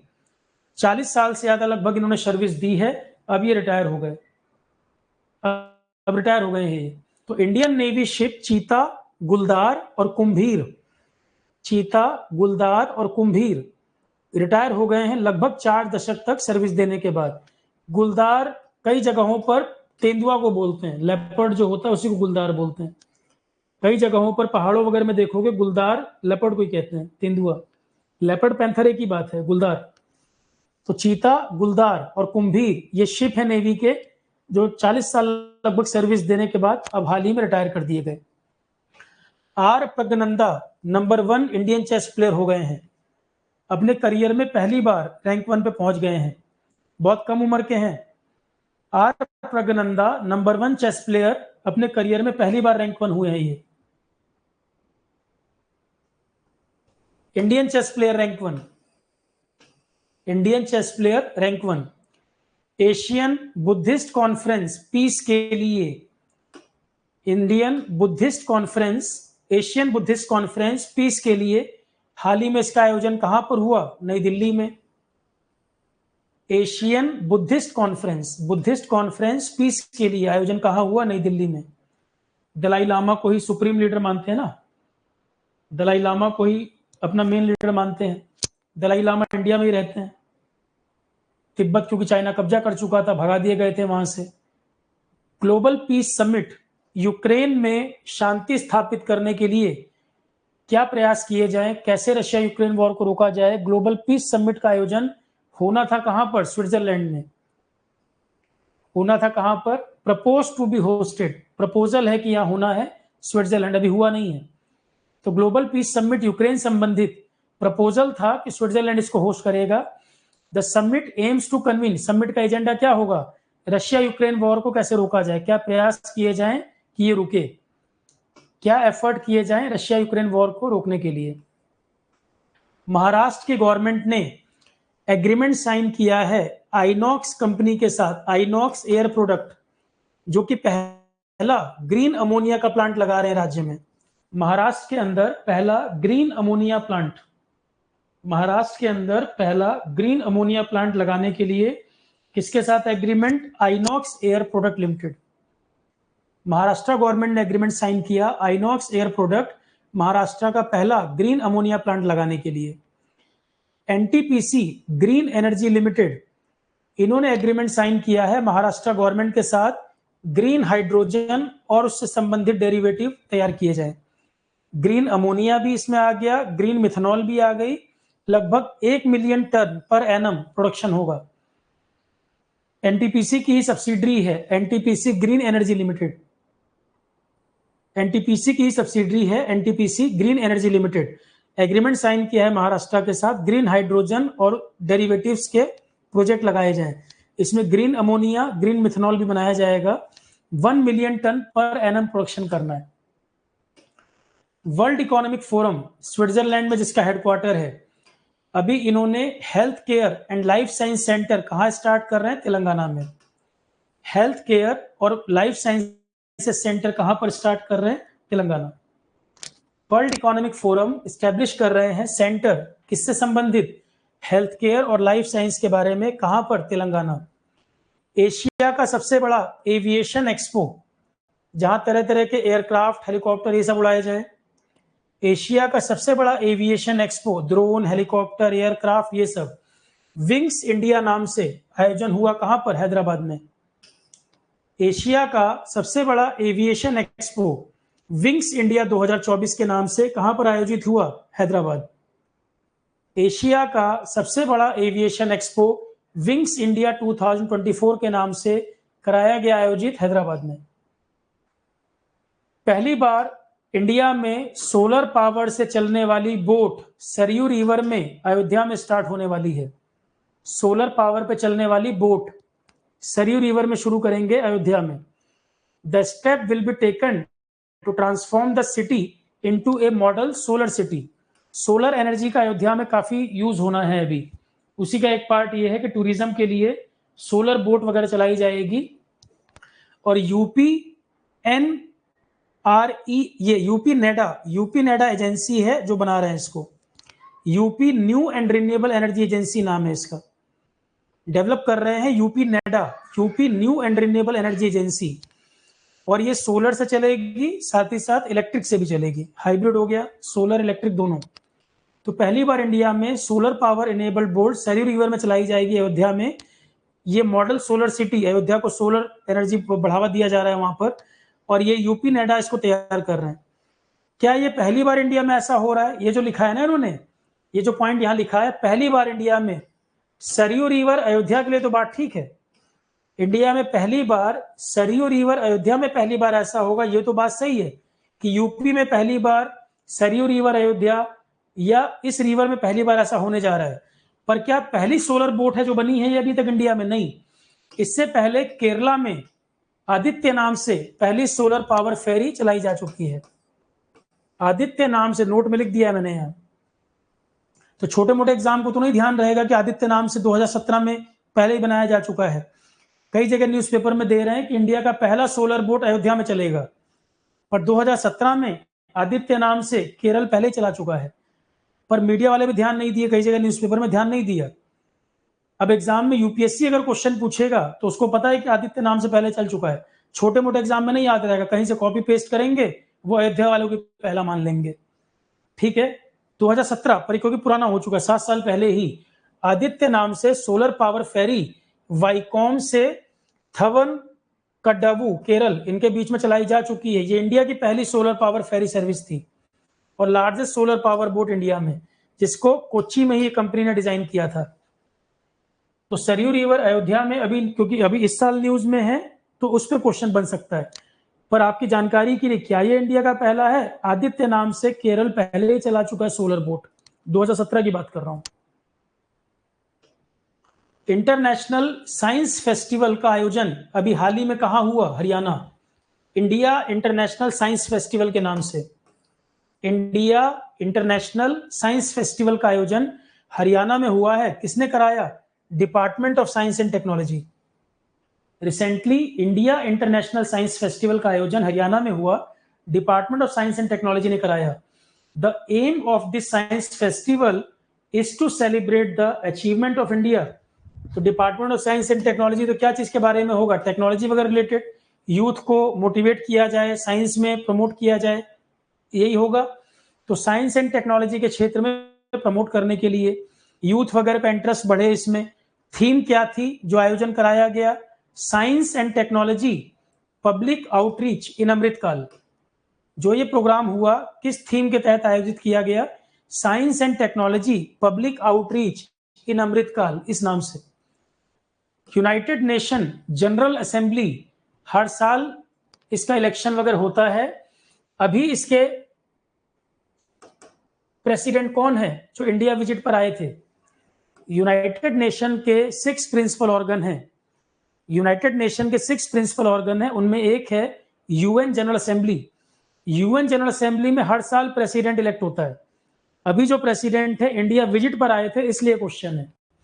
तो यूएन जनरल असेंबली के प्रेसिडेंट डेनिस फ्रांसिस हैं। अब चेंज कब होता है? सितंबर में फिर चुनाव होंगे। तो प्रेसिडेंट 78 सेशन जनरल असेंबली, इसके अध्यक्ष हैं डेनिस फ्रांसिस। अभी इंडिया विजिट किया था इन्होंने। सितंबर में फिर चुनाव होंगे, फिर बदलेंगे। अभी फिलहाल कौन है जो इंडिया विजिट पर आए थे? Denis Francis, United Nation General Assembly के करंट प्रेसिडेंट हैं, ये भी अध्यक्ष हैं उस संस्था के। ICC male T20 cricketer Surya Kumar Yadav. ICC men T20 cricketer of the year Surya Kumar Yadav. Women category में वेस्ट इंडीज की हेले मैथ्यू। मेल कैटेगरी में सूर्य कुमार यादव, विमेन कैटेगरी में हेले मैथ्यू। माइक्रोसॉफ्ट एप्पल के बाद दुनिया की दूसरी $3 ट्रिलियन को क्रॉस कर गई है कंपनी है। 3 ट्रिलियन को क्रॉस करने वाली कंपनी हो गई है। तो रिसेंटली माइक्रोसॉफ्ट दूसरी कंपनी हो गई है दुनिया में एप्पल के बाद। 3 ट्रिलियन मार्केट कैप क्रॉस हो चुका है इसका। Single company 3 trillion market cap के ऊपर चली गई है एप्पल के बाद माइक्रोसॉफ्ट। एप्पल नंबर 1, माइक्रोसॉफ्ट 2 पे। मार्केट कैपिटलाइजेशन के मामले में माइक्रोसॉफ्ट एप्पल के बाद दूसरी 3 ट्रिलियन क्रॉस करने वाली कंपनी हो गई है। इंडिया ने ओमान के साथ अभी हाल ही में एग्रीमेंट साइन किया है। किस चीज के बारे में? IT sector related. IT sector related. तो इंडिया का जो मंत्रालय है, ministry of electronics and IT, उनका एग्रीमेंट हुआ है ओमान के साथ आईटी सेक्टर में सपोर्ट के लिए। यूनियन कैबिनेट ने अप्रूवल दे दिया है। Ministry of electronics and IT और ओमान के बीच में एग्रीमेंट हुआ आईटी सेक्टर प्रमोशन के लिए, कोऑपरेशन के लिए, जिसको अप्रूवल मिल चुका। तो एमओयू ये प्रमोट क्या करेंगे? कोऑपरेशन। कोऑपरेशन किसमें? म्यूचुअल सपोर्ट, टेक्नोलॉजी शेयर करना, information, investment in the field of IT. ये दोनों देश मिलकर आईटी के क्षेत्र में काम करेंगे। टाटा ने फ्रांस के एयरबस के साथ एक एग्रीमेंट साइन किया है। टाटा का एग्रीमेंट हुआ है फ्रांस की कंपनी एयरबस के साथ। 26 जनवरी इस बार जब थी तो इमानुअल मैक्रोन आए थे 26 जनवरी को। वो जब आए हैं तो कई सारे एग्रीमेंट भी साइन हुए इंडिया फ्रांस के बीच। इमानुअल मैक्रोन चीफ गेस्ट थे इस बार रिपब्लिक डे को। तो इमानुअल मैक्रोन की इंडिया विजिट जब हुई है तो कई सारे एग्रीमेंट भी इंडिया फ्रांस के बीच हुए हैं। डिफेंस वगैरह के भी हुए हैं कई एग्रीमेंट। तो टाटा ने एयरबस के साथ, फ्रांस की कंपनी है एयरबस, उनके साथ एक एग्रीमेंट साइन किया है 26 जनवरी को ही, जो इंडिया का पहला हेलीकॉप्टर असेंबली लाइन, इंडिया का पहला प्राइवेट हेलीकॉप्टर असेंबली लाइन ये डेवलप करेंगे। इंडिया का पहला private helicopter assembly line Tata और एयरबस मिलकर करेंगे इसको डेवलप। तो टाटा की एक सब्सिडरी है, इसका नाम है TASL, टाटा की सब्सिडरी है ये, और फ्रांस की एयरबस, ये मिलकर असेंबली लाइन तैयार करेंगे, कुछ यूनिट्स वगैरह डेवलप करेंगे, जहां पर H-125 हेलीकॉप्टर वगैरह बनाए जाएंगे। इंडिया यूज भी करेगा, बाहर एक्सपोर्ट भी किया जाएगा यहां से। तो टाटा और फ्रांस की एयरबस ये मिलकर यहां पर असेंबली लाइन वगैरह तैयार करेंगे, प्रोडक्शन यूनिट वगैरह तैयार करेंगे, जहां पर एयरबस कंपनी के H-125 सिंगल इंजन वाले हेलीकॉप्टर तैयार होंगे इंडिया में ही, और नेबरिंग कंट्रीज वगैरह को एक्सपोर्ट भी करेंगे यहां से। तो इंडिया और फ्रांस मिलकर, टाटा और फ्रांस की एयरबस मिलकर असेंबली लाइन, प्रोडक्शन यूनिट वगैरह तैयार करेंगे, जहां पर H-125 सिविल हेलीकॉप्टर बनेंगे, सिविलियन यूज के लिए होते हैं ये, जो इंडिया में भी यूज होंगे और इंडिया के बाहर एक्सपोर्ट भी किए जाएंगे। तो प्रोडक्शन यूनिट तैयार करेंगे मिलकर, और प्राइवेट होने वाला ये पहला ऐसा काम है। प्राइवेट फैसिलिटी देखा जाए तो ये प्राइवेट फैसिलिटी ऐसी पहली है, इंडिया की पहली प्राइवेट हेलीकॉप्टर असेंबली लाइन है ये, जो ये बनेगा। तो क्वेश्चन बस क्या है, इंडिया की पहली प्राइवेट हेलीकॉप्टर असेंबली लाइन कौन डेवलप कर रहा है? टाटा और फ्रांस की एयरबस मिलकर। यहां पर H-125 हेलीकॉप्टर बनेगा, सिविलियन हेलीकॉप्टर होता नागरिकों को यूज के लिए, और वो यहां यूज भी होंगे और नेबरिंग कंट्री को बेचे भी जाएंगे। टेनिस में साल के 4 बड़े टूर्नामेंट, जिनको ग्रैंड स्लैम कहते हैं, पहले भी कई बार बता चुका हूं। टेनिस में साल के 4 बड़े टूर्नामेंट, जिनको ग्रैंड स्लैम कहा जाता है, साल का सबसे पहला होता है ऑस्ट्रेलियन ओपन, उसके बाद फ्रेंच ओपन, जिसको हम रोलैंड गैरास भी कहते हैं। सबसे पहला ऑस्ट्रेलियन ओपन, दूसरा फ्रेंच ओपन जिसको रोलैंड गैरास कहते हैं, तीसरा विंबलडन, और चौथा होता है यूएस ओपन। तो पिछले साल के मैंने सब पढ़ा रखे हैं, जनवरी से पहले के डाटा में पिछले तीनों पढ़ाए हुए हैं। अब 2024 का ऑस्ट्रेलियन ओपन हो गया, इस साल का भी ऑस्ट्रेलियन ओपन हो गया, तो वहां पर इसको अपडेट करना है। 5 कैटेगरी में हो खेलते हैं ये, main single, women single, men double, women double और मिक्स डबल। 4 ग्रैंड स्लैम साल में होते हैं, पहला ऑस्ट्रेलियन ओपन, दूसरा फ्रेंच ओपन, फ्रेंच ओपन को ही रोलैंड गैरेस कहते हैं, तीसरा विंबलडन, चौथा यूएस ओपन। पिछले साल में सब बताए थे, इस साल का पहला ऑस्ट्रेलियन ओपन हो गया, तो ये डाटा अपडेट हो जाएगा। पुरानी पीडीएफ में सब लिखवा भी रखा है, केवल ऑस्ट्रेलियन ओपन नया आ गया है, बाकी सब थ्योरी पुराने पीडीएफ में लिखी हुई है। जीके वाली क्लास में पढ़ाया भी है, स्पोर्ट्स में नए वाले सब लिखवाए भी हैं, पीडीएफ में भी दिया हुआ है, नोट्स में भी है। इस साल वाला अपडेट हो गया है। तो 5 कैटेगरी में खेलते हैं, men single, women single, men double, women double और mix double. Men single, women single तो याद रखना है, जेनिक सिनर जीते हैं। वुमेन सिंगल में अरीना सबलेंका। और डबल कैटेगरी सिर्फ तब याद रखना है अगर कोई इंडियन जीता हो, डबल कैटेगरी वाला केवल तब याद करना है अगर कोई इंडियन जीता है। जैसे रोहन बोपन्ना का नाम आया, रोहन बोपन्ना और मैथ्यू एब्डेन ऑस्ट्रेलियन प्लेयर, ये दोनों मिलके जीते हैं।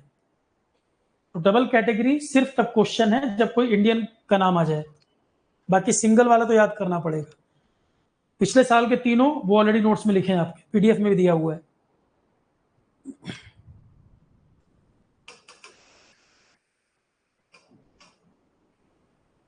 कुछ लोग कहते हैं वो अवार्ड्स वाली पीडीएफ कुछ लोगों को नहीं मिल रही, कुछ बच्चों के मैसेज आए थे अवार्ड्स एंड ऑनर्स वाली पीडीएफ कौन सी है। अपने फोल्डर में जाओगे, जो सबसे पहली पीडीएफ है जिसमें क्रिस हिपकिंस का नाम दे रखा है पहले ही पेज पे, क्रिस हिपकिंस वाली जो पीडीएफ है बिल्कुल पहली, अजय बांगा, क्रिस हिपकिंस पहले ही पेज पे लिखे हैं, अवार्ड्स एंड ऑनर्स उसी में दिए हैं। और जो जो नए अवार्ड आ गए हैं, अपडेट हो रहे हैं, वो नए पीडीएफ में बता ही रहा हूँ। वो पीडीएफ जो मैंने पिछले साल तैयार कराई थी आपको दिसंबर के पहले, उसमें अवार्ड्स एंड ऑनर्स उसी में दे रखा है, और जो अपडेशन आ रहा है वो मैं अपडेट करता भी चल रहा हूँ, क्योंकि पिछले साल के अवार्ड जो अपडेट होंगे वो हम अपडेट करते चलेंगे। और साथ साथ बता भी रहा हूं मैं, नॉर्थ ईस्ट में पहला योगा और नेचुरोपैथी हॉस्पिटल डिब्रूगढ़ में फाउंडेशन स्टोन रखा गया है।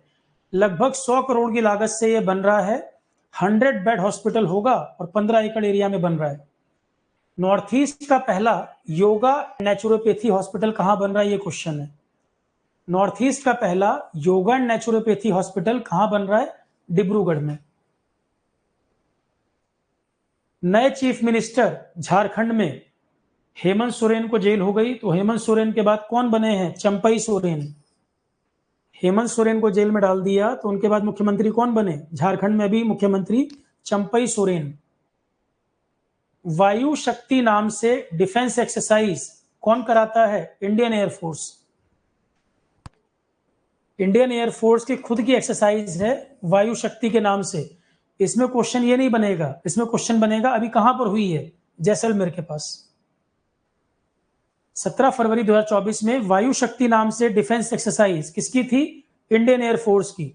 कोई दूसरे कंट्री की बात नहीं कर रहा हूं मैं, इंडियन एयरफोर्स की अपनी। इंडियन एयरफोर्स की अपनी एक्सरसाइज वायु शक्ति नाम से कहां पर हुई है? जैसलमेर में प्रैक्टिस हुआ है। उत्तराखंड हाईकोर्ट, अभी उत्तराखंड स्टेट का क्वेश्चन हो गया। उत्तराखंड पीसीएस, आईटीआई प्रिंसिपल, ये सब जो एग्जाम होने हैं, उत्तराखंड में आज तक की पहली महिला चीफ जस्टिस बनी है रितु बहारी। उत्तराखंड हाईकोर्ट में पहली वुमेन चीफ जस्टिस बनी है रितु बहारी। केवल जज नहीं बोल रहा हूं, चीफ जस्टिस बोल रहा हूं। पहली women chief justice Uttarakhand high court Ritu बहारी। हाँ ऋतिक, जो पुराने अवार्ड्स एंड ऑनर्स बच्चे पूछ रहे थे कहां पर है, जो करंट अफेयर की पहली पीडीएफ है जिसमें क्रिस हिपकिंस, अजय बांगा पहले पेज पे दे रखा है। तो पहली महिला चीफ जस्टिस उत्तराखंड हाईकोर्ट में रितु बहारी। फ्रांस यूरोप का पहला कंट्री है यूपीआई को एक्सेप्ट करने वाला, शुरू में बताया है मैंने। यूरोप का पहला कंट्री जिसने यूपीआई फैसिलिटी को अडॉप्ट कर लिया है फ्रांस। तो recently France became first European country to accept UPI. National payment corporation of India, इन्होंने फ्रांस की कंपनी लाइरा, उस कंपनी के साथ टाई अप किया है इस फैसिलिटी को डेवलप करना, वहां यूज करना, इसको प्रमोट करना। यूपीआई फैसिलिटी को फ्रांस में प्रमोट करने के लिए एनपीसीआई ने लाइरा कंपनी के साथ पार्टनरशिप की और फ्रांस यूरोप का पहला कंट्री हो चुका है यूपीआई को एक्सेप्ट करने वाला।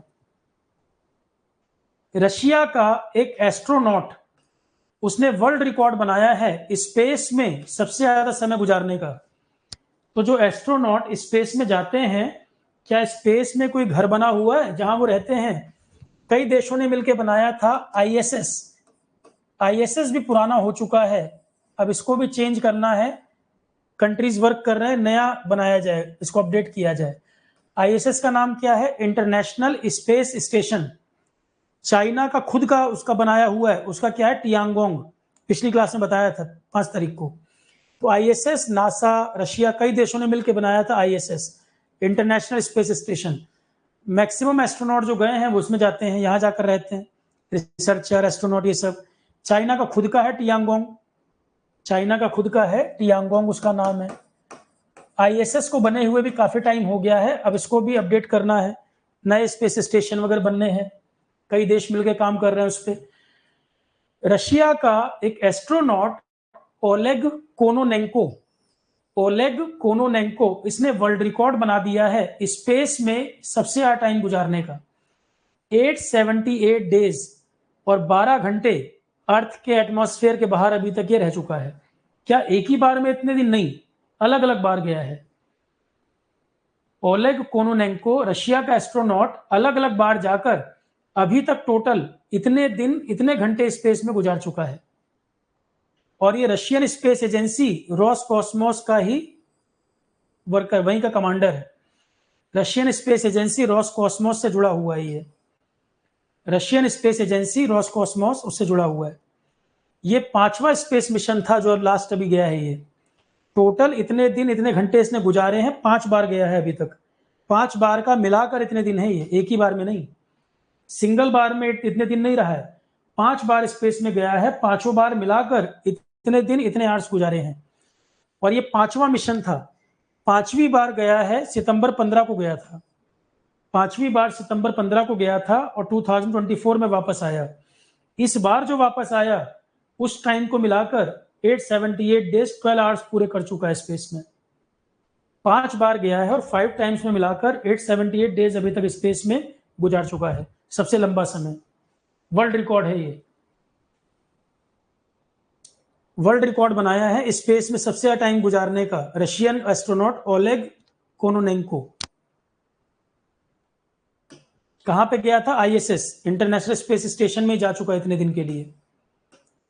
फ्रांस यूरोप का पहला कंट्री जिसने डिजिटल शेंजन वीजा लागू किया। पेरिस ओलंपिक होने वाले हैं ना, तो पेरिस ओलंपिक होने वाले हैं तो यूरोप के ही बहुत सारे लोग जाएंगे वहां, विजिट करेंगे। अब यूरोप के वहां पर एक नियम चलता है Schengen agreement. Schengen agreement, Europe के कई सारे कंट्री ऐसे हैं जिन्होंने आपस में शेंजन एग्रीमेंट साइन कर रखा है, सबने नहीं, सारे कंट्री ने नहीं। जैसे 27 कंट्रीज का एक ग्रुप है European union. European union GK में हमने पढ़ाया हुआ है। अलग अलग ग्रुप दुनिया में कई सारे हैं। यूरोपियन कंट्रीज का अपना एक ग्रुप है, 27 कंट्रीज का यूरोपियन यूनियन। इनकी अपनी कॉमन पार्लियामेंट है, अपना कॉमन कोर्ट है। ये कंट्री मिलकर ऐसा इस ऑर्गेनाइजेशन में बिहेव करते हैं जैसे मिलकर एक कंट्री हो। 27 कंट्री अलग अलग यूरोप के यूरोपियन यूनियन में इस तरह से कोऑर्डिनेट करते हैं, एक दूसरे के साथ मिलकर रहते हैं जैसे मिलकर एक कंट्री की तरह हो। अपना सैटेलाइट लॉन्च करना, कॉमन कोर्ट, कॉमन पार्लियामेंट, इस तरह से बनाया हुआ है। यूके कुछ साल पहले इससे एग्जिट कर गया। उसी घटना को ब्रेग्जिट बोला गया था। ब्रिटेन का एग्जिट ईयू से, ब्रिटेन का ईयू से एग्जिट होना, इसी को ब्रेग्जिट बोला गया था। तो अब एक अलग चीज, यूरोपियन यूनियन के 23 कंट्री और 4 कंट्री और जो यूरोप में है पर यूरोपियन यूनियन में नहीं है, 4 कंट्री और हैं। 23 तो यूरोपियन यूनियन वाले और 4 कंट्री और हैं जो यूरोप में हैं पर यूरोपियन यूनियन में नहीं है। स्विट्जरलैंड है, लिechtenstein है, ऐसे 4 कंट्री और हैं। उन्होंने एक एग्रीमेंट साइन कर रखा है आपस में, शेंजन। देखो अलग अलग एग्रीमेंट है। यूरोप में होने का मतलब ये नहीं होता, यूरोप में होने का मतलब ये नहीं होता कि आप सारे एग्रीमेंट का पार्ट बनो। जो चाहे पार्ट बने, जो नहीं चाहे पार्ट ना बने। यूरोप में तो कई सारे कंट्री हैं, उसमें से यूरोपियन यूनियन में 27 है।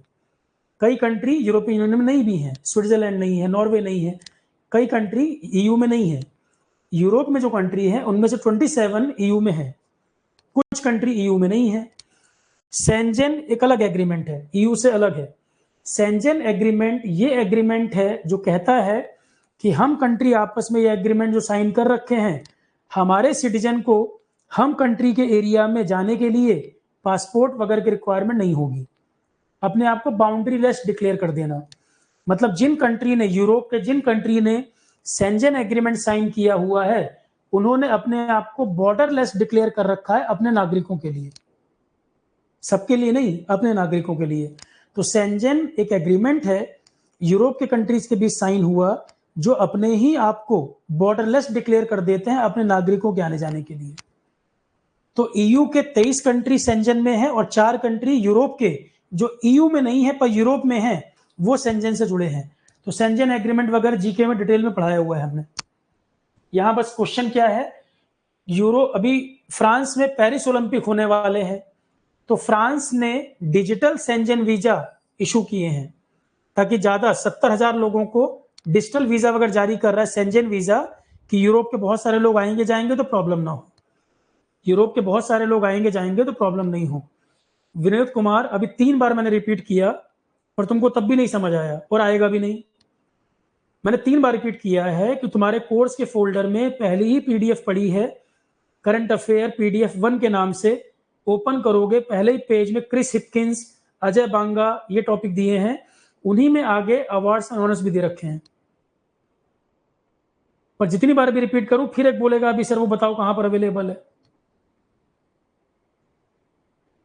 तो फ्रांस यूरोप का पहला ऐसा कंट्री जो डिजिटल शेंजन वीजा जारी किया है। अभी पेरिस ओलंपिक होने वाले हैं, कई सारे लोगों को आना जाना होगा यूरोप में। 70,000 लोगों को शेंजन वीजा वगैरह दिए जा रहे हैं। शेंजन एग्रीमेंट का मतलब क्या था वो समझ आया। यूनिफॉर्म सिविल कोड आर्टिकल 44 संविधान में जिसका जिक्र है, और आर्टिकल 44 जो कि डीपीएसपी का पार्ट है, director principal of state policy का पार्ट है। यूनिफॉर्म सिविल कोड लागू करने वाला उत्तराखंड पहला राज्य। 7 फरवरी 2024 को उत्तराखंड की विधानसभा ने यूनिफॉर्म सिविल कोड पास कर दिया, कानून बना दिया, और उत्तराखंड भारत का पहला राज्य हो गया यूनिफॉर्म सिविल कोड लागू करने वाला। भारत का पहला राज्य यूनिफॉर्म सिविल कोड, समान नागरिक कानून जो है उसको लागू करने वाला उत्तराखंड भारत का पहला राज्य हो गया। अब क्वेश्चन क्या है, political question, uniform civil code का जिक्र संविधान में कहां पर है? आर्टिकल 44। आर्टिकल 44 किस में आता है? क्या ये नागरिक का फंडामेंटल राइट है या ये कुछ और है? 36 से लेके 51 तक आर्टिकल में जो लिखा है, 36 से 51 तक आर्टिकल में जो लिखा है वो डीपीएसपी कहलाता है। 12 से 35 आर्टिकल के बीच जो दिया है वो फंडामेंटल राइट कहलाता है। आर्टिकल 12 से लेकर आर्टिकल 35 फंडामेंटल राइट, जो नागरिकों के अधिकार है, मौलिक अधिकार। 36 से 51 के बीच जो कुछ आएगा वो सब डीपीएसपी। डीपीएसपी का मतलब directive principles of state policy. तो directive principle of state policy ये फंडामेंटल राइट है या डीपीएसपी? डीपीएसपी में दिया है आर्टिकल 44।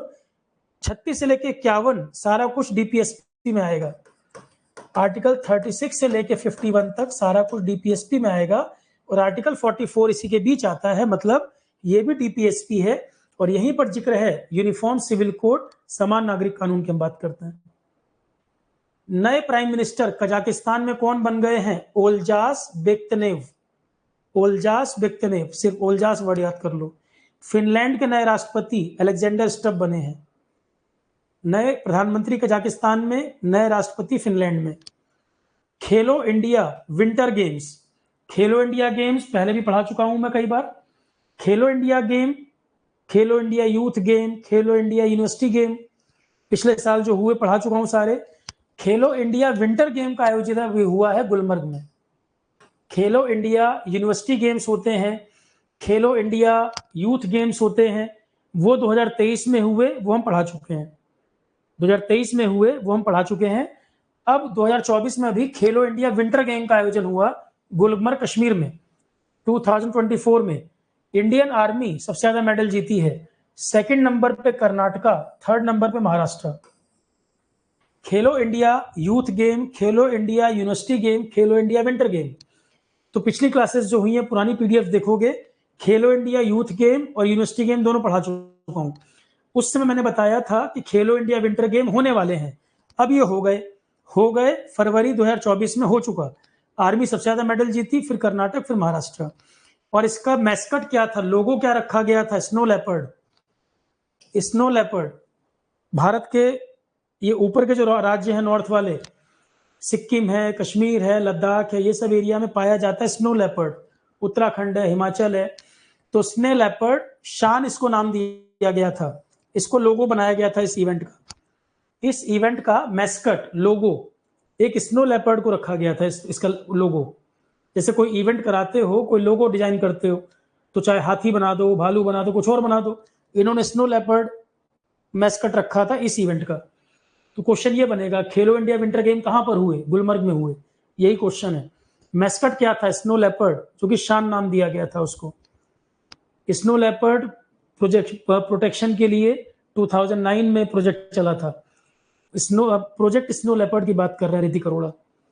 प्रोजेक्ट स्नो लेपर्ड कब आया था? जैसे प्रोजेक्ट एलिफेंट 1992, प्रोजेक्ट क्रोकोडाइल पढ़ाया था, project snow leopard, project tiger. Project snow leopard आप बोल रहे हो 2009 का है वो। तो इंडियन आर्मी टॉप पर रही, फिर कर्नाटक, फिर महाराष्ट्र। स्नो लेपर्ड वगैरह मैंने एनवायरमेंट में डिटेल में पढ़ाया हुआ है। अब यहाँ पूरे दोबारा एनवायरमेंट तो नहीं शुरू करेंगे, बेसिक मैंने बता दिया मतलब क्या है इसका। अब ये क्वेश्चन देखो एक आएगा, मालदीव के राष्ट्रपति ने भारत के बारे में, मालदीव के मंत्री ने भारत के बारे में कोई गलत बात कही। मालदीव के मंत्री ने भारत के बारे में, पीएम के बारे में कोई गलत बात कही। और मालदीव का राष्ट्रपति already China, pro China government है। मुइजू जो है इस समय, मुइजू जो वहां का राष्ट्रपति है मालदीव का, वो प्रो चाइना है, चाइना को सपोर्ट करता है। तो इंडिया में लोग भड़क गए, और इंडिया से बहुत टूरिज्म मालदीव में होता है, लोग भड़क गए, बुकिंग कैंसिल करा दी। मालदीव को काफी नुकसान भी हुआ टूरिज्म का। और डिटेल में अगर किसको नुकसान हुआ नहीं हुआ पूरी एनालिसिस करें तो इंडिया को भी नुकसान हुआ, नुकसान इंडिया को भी है। देखो, चाइना आपके बगल में आकर बेस बनाना चाहता है, वो तो इंडिया को हर तरफ से कवर करना चाहता है, लैंड पे भी और वाटर में भी, और कर भी रहा है। अगर आप मालदीव के साथ रिलेशन खराब कर रहे हैं तो चाइना तो चाहता है रिलेशन खराब हो जाए और चाइना वहां पर अपना बेस बनाए। एनालिसिस अगर रिलेशन पे की जाए, अब इंटरनेशनल रिलेशन का पार्ट है, डिटेल एनालिसिस अगर मैं करूं इंडो चाइना, उसमें ये पॉइंट आ जाएगा कि चाइना, अगर हम जितना मालदीव को दूर करेंगे वो चाइना के हित में जाएगी बात, और चाइना चाहता है उस चीज को। तो और नुकसान अगर हो रहा तो दोनों को होगा, एक आदमी को नुकसान नहीं हो रहा। एक हाथी और एक चींटी है, नुकसान चींटी को कम, हाथी को ज्यादा। पर मंत्री ने स्टेटमेंट दिए थे, इंडिया में उसका रिटेलिएशन हुआ, पर ये सारी चीजें पब्लिक प्लेटफॉर्म पे डिस्कस नहीं होनी चाहिए। वहां के मंत्री को भी पब्लिक प्लेटफॉर्म पे कुछ नहीं कहना चाहिए था, और यहाँ की जनता को भी पब्लिक प्लेटफॉर्म पे रिप्लाई नहीं करना चाहिए। ये चीजें डिप्लोमेटिकली डील होती हैं, इन चीजों को डील करना डिप्लोमेटिक तरीके से होता है, क्योंकि बहुत टफ कंसिक्वेंसेस हो सकते हैं फ्यूचर में। बहुत सोच समझ के, बहुत फूक फूक के कदम रखने की बात होती है। तो इंटरनेशनल रिलेशन ऐसे ट्विटर पे और सोशल मीडिया पे डिस्कस नहीं होते हैं, ना डील होने चाहिए। ठीक है, अब अगला पॉइंट सुनो। तो टूरिज्म का नुकसान तो मालदीव को हुआ, पर चाइना के सपोर्ट में मालदीव अगर बढ़ता है तो इंडिया को बहुत बड़ा नुकसान है सुरक्षा का यहाँ पर, वो भी डिस्कशन इस पर होना चाहिए। अब इंडिया क्या कह रहा है कि मालदीव से दिक्कत चल रही है। इंडिया ने मालदीव को सपोर्ट पहले बहुत किया है, अच्छे रिलेशन भी मेंटेन रहे हैं, पर इंडिया कह रहा है कि मालदीव के नजदीक हमारा लक्षद्वीप पड़ता है, मालदीव के नजदीक हमारा लक्षद्वीप है, तो हम लक्षद्वीप में टूरिज्म को बढ़ावा दें। लक्षद्वीप में टूरिज्म तो वैसे ही बढ़ाना चाहिए, मालदीव से रिलेशन खराब करके टूरिज्म क्यों बढ़ा रहा है? लक्षद्वीप में तो वैसे ही बढ़ाओ। और मालदीव के साथ रिलेशन इसलिए भी जरूरी है कि चाइना उसका फायदा ना उठाए, जैसे नेपाल के केस में चाइना ने ऐसा किया था। ठीक है, तो लक्षद्वीप में अब इसके देखो, सिक्योरिटी के खतरे को देखते हुए मैंने अभी बोला कि मालदीव चाइना के क्लोज अगर जा रहा है तो इंडिया की सिक्योरिटी को खतरा है। तो इंडिया लक्षद्वीप में अपना नेवल बेस, एक नेवल बेस इंडिया का पहले से था, एक नेवल बेस इंडिया का 2012 में ही, इसका नाम था द्वीप रक्षक। ये रहा एक नेवल बेस इंडिया का, आईएनएस द्वीप रक्षक, लक्षद्वीप की राजधानी कावरत्ती में पहले से ही है 2012 से। और एक इंडिया ने अभी कमीशन किया है मिनिकॉय आइलैंड, लक्षद्वीप के ही मिनिकॉय आइलैंड पर आईएनएस जटायु। अब ये क्वेश्चन आएगा एग्जाम में, आईएनएस जटायु क्या है? इंडिया का नेवल बेस जिसको मिनिकॉय पर डिप्लॉय, मिनिकॉय पे कमीशन किया गया है। क्या ये इंडिया का पहला नेवल बेस है लक्षद्वीप में? नहीं। दूसरा, पहला है आईएनएस द्वीप रक्षक, दूसरा है आईएनएस जटायु। आईएनएस का मतलब होता है इंडियन नेवल शिप, एक तरह का जहाज, इंडियन नेवल शिप। तो 6 मार्च 2024 को इंडिया ने कमीशन किया है एक नया नेवल बेस, इसका नाम है आईएनएस जटायु। ये क्वेश्चन आएगा, यूपीएससी के लिए भी इंपॉर्टेंट है और एग्जाम के लिए भी इंपॉर्टेंट है। और कहां पर कमीशन हुआ है? लक्षद्वीप के ही मिनिकॉय आइलैंड पे, मिलिट्री कैपेसिटी को इंडिया की अपग्रेड करने के लिए, क्योंकि मालदीव का चाइना के क्लोज जाना हमारे लिए बड़ा खतरा है। ये सेकंड नेवल बेस होगा आईएनएस द्वीप रक्षक के बाद, दूसरे नंबर पे है ये। कावरत्ती में इंडिया पहले ही 2012 में कमीशन कर चुका था। ज्ञानपीठ अवार्ड पहले पढ़ा चुका हूं मैं। ज्ञानपीठ अवार्ड लिटरेचर के क्षेत्र में दिया जाता है, इंडिया का बड़ा सम्मान है। साहित्य अकादमी, ज्ञानपीठ, सरस्वती सम्मान, व्यास सम्मान, ये लिटरेचर के सम्मान है। अंतरराष्ट्रीय अवार्ड अगर देखोगे, Nobel literature prize, Booker prize, Man Booker international prize, ये इंटरनेशनल लिटरेचर वाले प्राइज हैं। Booker prize, Man Booker international prize, Nobel literature prize, ये इंटरनेशनल प्राइज हैं लिटरेचर वाले, ये सब पढ़ाए हुए हैं। इंडिया में लिटरेचर के लिए बड़े सम्मान है, साहित्य अकादमी, ज्ञानपीठ, सरस्वती सम्मान और व्यास सम्मान। इसमें से ज्ञानपीठ और सरस्वती सम्मान नए वाले आ गए हैं, तो उनको अपडेट करना है। पुराने वाले में दिसंबर के पहले मैं ये पढ़ा चुका हूं सब, अब नए वाले भी आ चुके हैं। ज्ञानपीठ अवार्ड नया मिल गया है, आप लोगों को मैंने ये वाला पढ़ाया था, दामोदर मौजो को मिला था, कोंकणी भाषा के ऑथर हैं, यहां तक मैंने पढ़ाया था दिसंबर वाले के पहले। इस साल अब नया मिल चुका है, गुलजार उर्दू भाषा के लेखक और जगत गुरु राम भद्राचार्य संस्कृत में लिखते हैं, संस्कृत के लिए। ज्ञानपीठ सम्मान 2024 में अनाउंस हुआ है 2023 ईयर के लिए, 2024 में अनाउंस हुआ है 2023 के लिए। तो गुलजार जाने माने लेखक उर्दू भाषा और जगत गुरु राम भद्राचार्य संस्कृत भाषा।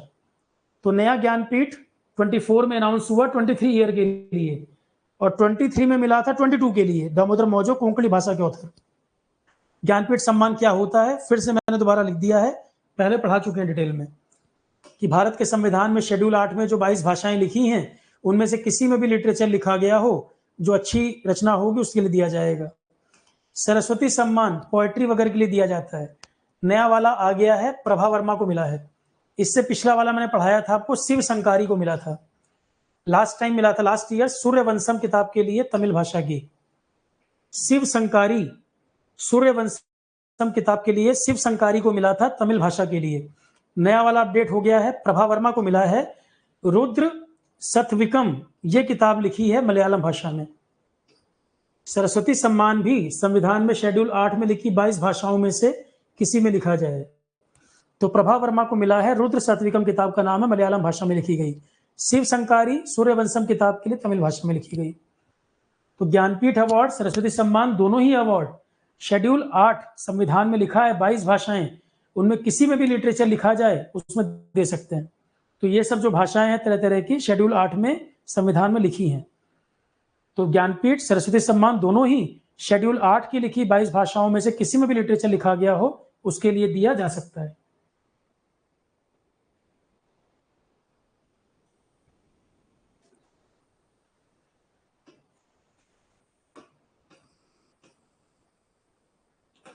चौबीसवें प्रधानमंत्री पाकिस्तान के अभी हाल ही में बने हैं शाहबाज शरीफ। 14वें राष्ट्रपति कौन बने हैं? आसिफ अली जरदारी। आइसलैंड में नया प्रधानमंत्री जर्नी बेंडिक्सन। आयरलैंड के नए पीएम साइमन हैरिस। फिलिस्तीन के नए PM Mohammad Mustafa. Miss World humanitarian award ये मिला है नीता अंबानी को फिलैंथ्रोपिक वर्क्स के लिए।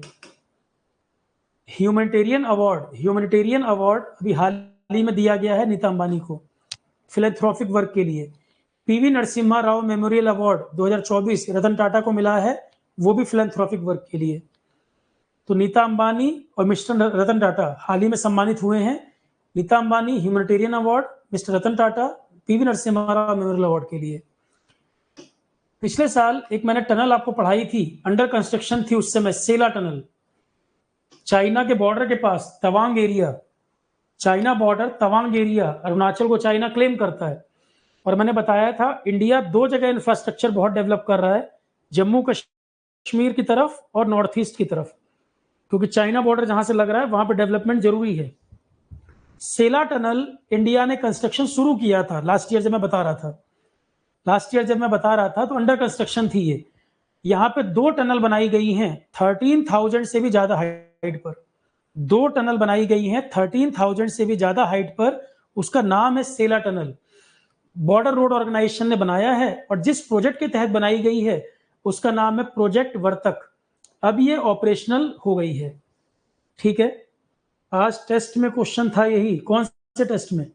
कलादान मल्टी मॉडल प्रोजेक्ट तो बता चुका हूं मैं, इंडिया म्यांमार के बीच है वो। तो सितवे पोर्ट बन रहा है वहां, सितवे पोर्ट म्यांमार में है।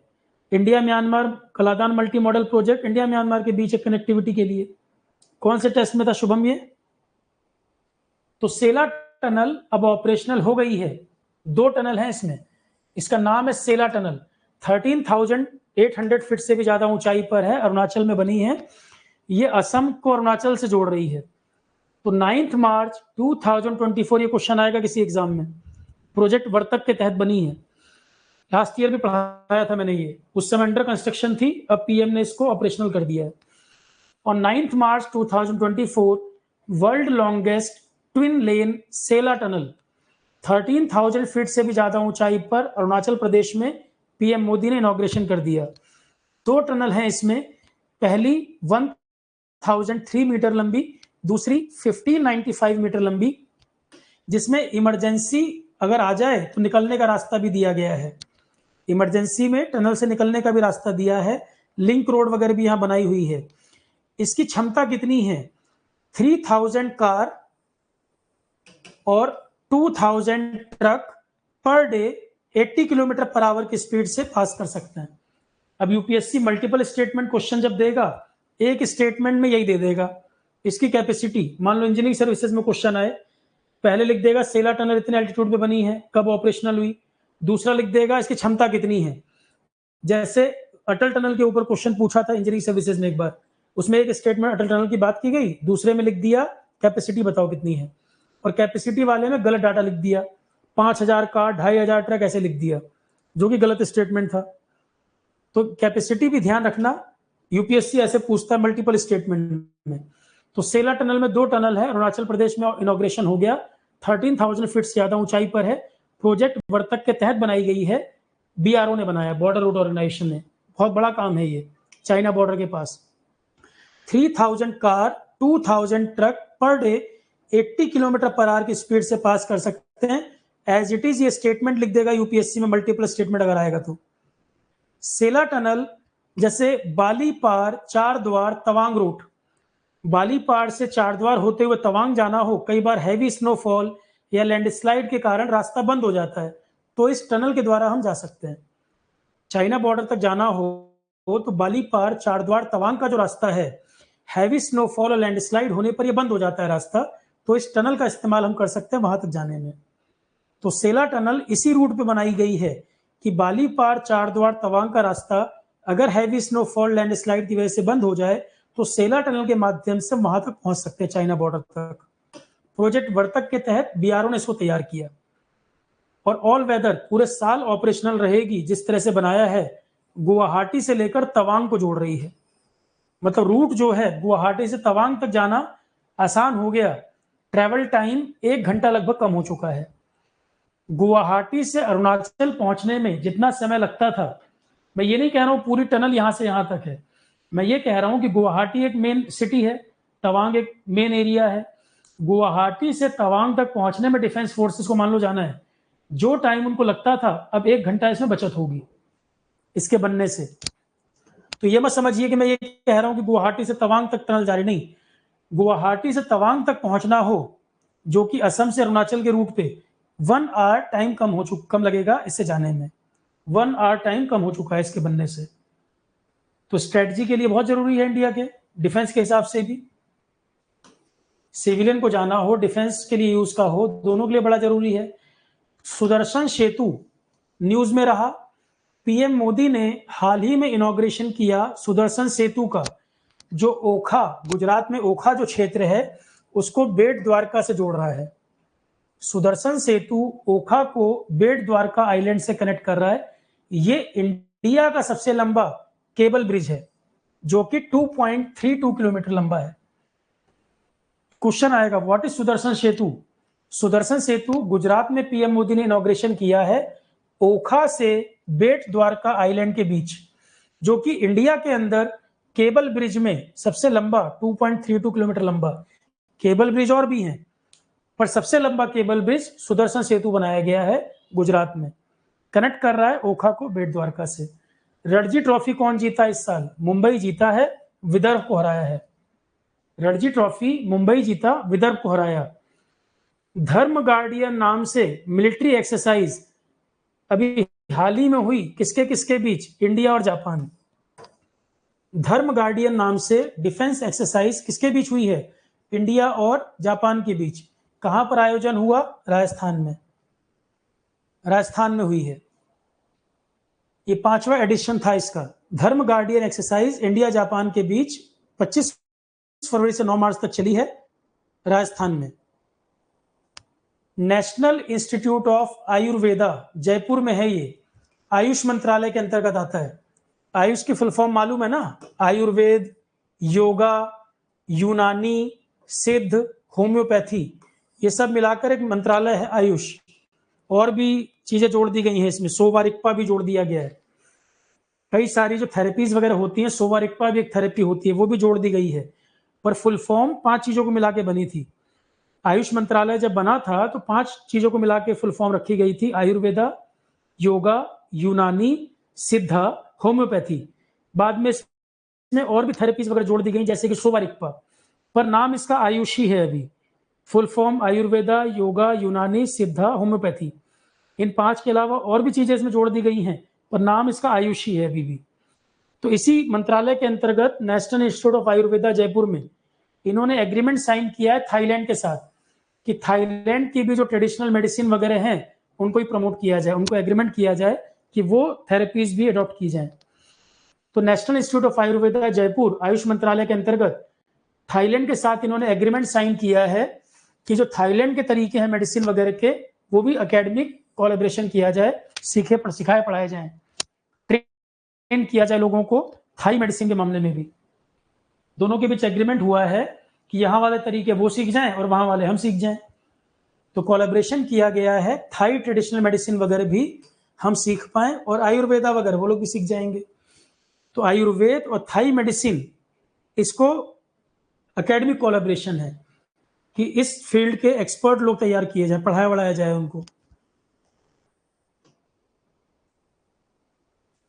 ठीक है, चलो यहीं तक रखते हैं, इतना ही रखते हैं। अब अप्रैल तक के करंट अफेयर में 1 से 2 क्लास खाली जरूरत है, और मैं अभी कोशिश कर रहा हूं कि 100 प्रैक्टिस क्वेश्चन और दे दिए जाएं। जैसे मैंने सितंबर, अक्टूबर, नवंबर में 100 क्वेश्चन दिए थे प्रैक्टिस वाले, उससे पहले भी 3 महीने के दिए थे। तो 100 करंट अफेयर क्वेश्चंस तैयार करके 2-4 दिन में वो भी आपको मिल जाएगा। तो करंट अफेयर जो भी जून तक पेपर हैं, जून जुलाई तक, करंट अफेयर थ्योरी पार्ट 1 से 2 क्लास में खत्म कर दूंगा मैं, और कोशिश कर रहा हूं कि 100 करंट अफेयर क्वेश्चन भी आपको दे दिए जाएं। ये जो पार्ट है ये टेलीग्राम पे भी मिल जाए, डाल दूंगा मैं, यूट्यूब पे ही मिल जाएगा। कम से कम करंट का पार्ट आपको ये मिल जाएगा। तो अब जिन बच्चों के एग्जाम जून फर्स्ट वीक में ही होने हैं, अब वो सिर्फ थोड़े से के लिए कोई बैच ज्वाइन करें। सिर्फ करंट के लिए जरूरत नहीं है, सिर्फ करंट की 2-3 क्लास के लिए जरूरत नहीं है, मैं ऑलरेडी प्रोवाइड कर दे रहा हूँ आपको। क्योंकि सिर्फ करंट की 3 क्लास के लिए आप फीस पे करो, उसका कोई मतलब नहीं। ज्वाइन करना है तो आरोहण का जो फ्रेश बैच है, 3-4 महीने 5 महीने पढ़ना हो तब वो बैच ज्वाइन करो। जैसे अभी आज से करना था इसको, पर मैं कल से स्टार्ट कर रहा हूं आरोहण का नया बैच, न्यू जीएस बैच, जिसमें पूरी जीएस फिर से होगी। 8 सब्जेक्ट लाइव फिर से होंगे, और रिकॉर्डिंग में इसमें एप्टी रीजनिंग, इंग्लिश, हिंदी रहेगा। जीएस के लाइव सब्जेक्ट 8 के 8 फिर से, और रिकॉर्डिंग में इसमें एप्टी रीजनिंग, इंग्लिश, हिंदी। तो जिसको जीएस में प्रॉपर टाइम देके पढ़ना है, प्रॉपर तरीके से करना है, तो कल से ये बैच शुरू होगा। कल मैं इसमें आपको बताऊंगा स्ट्रेटजी, ओरिएंटेशन सेशन है कल 6:30 पर। कल इसमें ओरिएंटेशन सेशन होगा 6:30 PM पर। अब इस बैच को मत कहना कि यूट्यूब पर पूरा अवेलेबल हो जाएगा, नहीं। जून में जिनके पेपर हैं 4 तारीख को, उनको करंट अफेयर की 2-3 क्लास चाहिए, तो वो मैं यूट्यूब पे दे रहा हूँ, पीडीएफ में आपको सब प्रोवाइड कर दे रहा हूँ। पर अब ये पूरा बैच 300 घंटे का आपको हो, नहीं पॉसिबल है, वो आरोहण पर ही अवेलेबल रहेगा। तो जहां थोड़ी बहुत चीजें 2-4-5 क्लास की बात है, उसके लिए आपको कहना भी नहीं पड़ रहा। तीसरी क्लास करंट अफेयर यूट्यूब पे आपको मिल जाएगी, पीडीएफ मैंने आपको दे दिया है। क्योंकि सिर्फ 4 जून के पेपर के लिए 4-5 क्लास के लिए फीस वेस्ट करो, जरूरत नहीं है। प्रॉपर बैच करना हो, पूरा जीके करंट अफेयर पढ़ना हो, तब समझ में आता है। ठीक है, तो जो 100 क्वेश्चन देने की बात है, एक आध पीडीएफ देने की बात है, वो मैं आपको प्रोवाइड कर दूंगा। मतलब जल्दबाजी में 10-20 दिन के अंदर एग्जाम देना है, उसके लिए जल्दी में बैच ज्वाइन कर रहे हो, उसके लिए मत करो। तो ज्वाइन करो, वो 3 महीने, 4 महीने, 6 महीने देना चाह रहे हो पढ़ने के लिए, तब उसके लिए ज्वाइन करो। ठीक है, चलो class, thank you all of you. तो थ्योरी के लिए अप्रैल तक का करंट 1 से 2 क्लास होनी है, और 100 करंट अफेयर क्वेश्चन मैं कोशिश कर रहा हूं तैयार कर दूं, क्योंकि मैंने 2 बार आपको पहले भी प्रोवाइड किए थे, सितंबर, अक्टूबर, नवंबर में, उससे पहले जून जुलाई के आसपास भी दिया था। तो फिर एक मैं आपको प्रोवाइड कर दूंगा जनवरी से लेकर अप्रैल तक का, टाइम लगेगा थोड़ा बनाने में। ठीक है, तो नया जीएस बैच कल ओरिएंटेशन क्लास होगी पहले 6:30 बजे। करंट अफेयर का शेड्यूल अब कब होगा मैं आपको इन्फॉर्म कर दूंगा, देख लेना आप उसमें। ठीक है, चलो class, thank you all of you. Rishabh Verma जो पढ़ा रहा हूँ उत्तराखंड के लिए भी है ये करंट अफेयर, तो हर एग्जाम में आना है। उत्तराखंड का लोकल जो पढ़ाना है, जैसे ये खत्म हो जाएगा फिर उत्तराखंड लोकल कराऊंगा। Uttarakhand ITI principal, Uttarakhand PSC के एग्जाम जो होने हैं अब आने वाले टाइम में, तो वो मैं अब ये खत्म कर दूंगा तब कराऊंगा। नया जीएस बैच शुरू हो जाएगा, वो अलग चलेगा। जो अलग एग्जाम उत्तराखंड के लिए आपको चाहिए, वो अलग से मैं क्लास कंडक्ट करूंगा। ठीक है class, thank you, good night all of you. हाँ करमू, गोवा में भी ऑलरेडी यूसीसी है, उत्तराखंड ने कानून बना के पास किया है, पहला राज्य। दोनों अलग बातें हैं।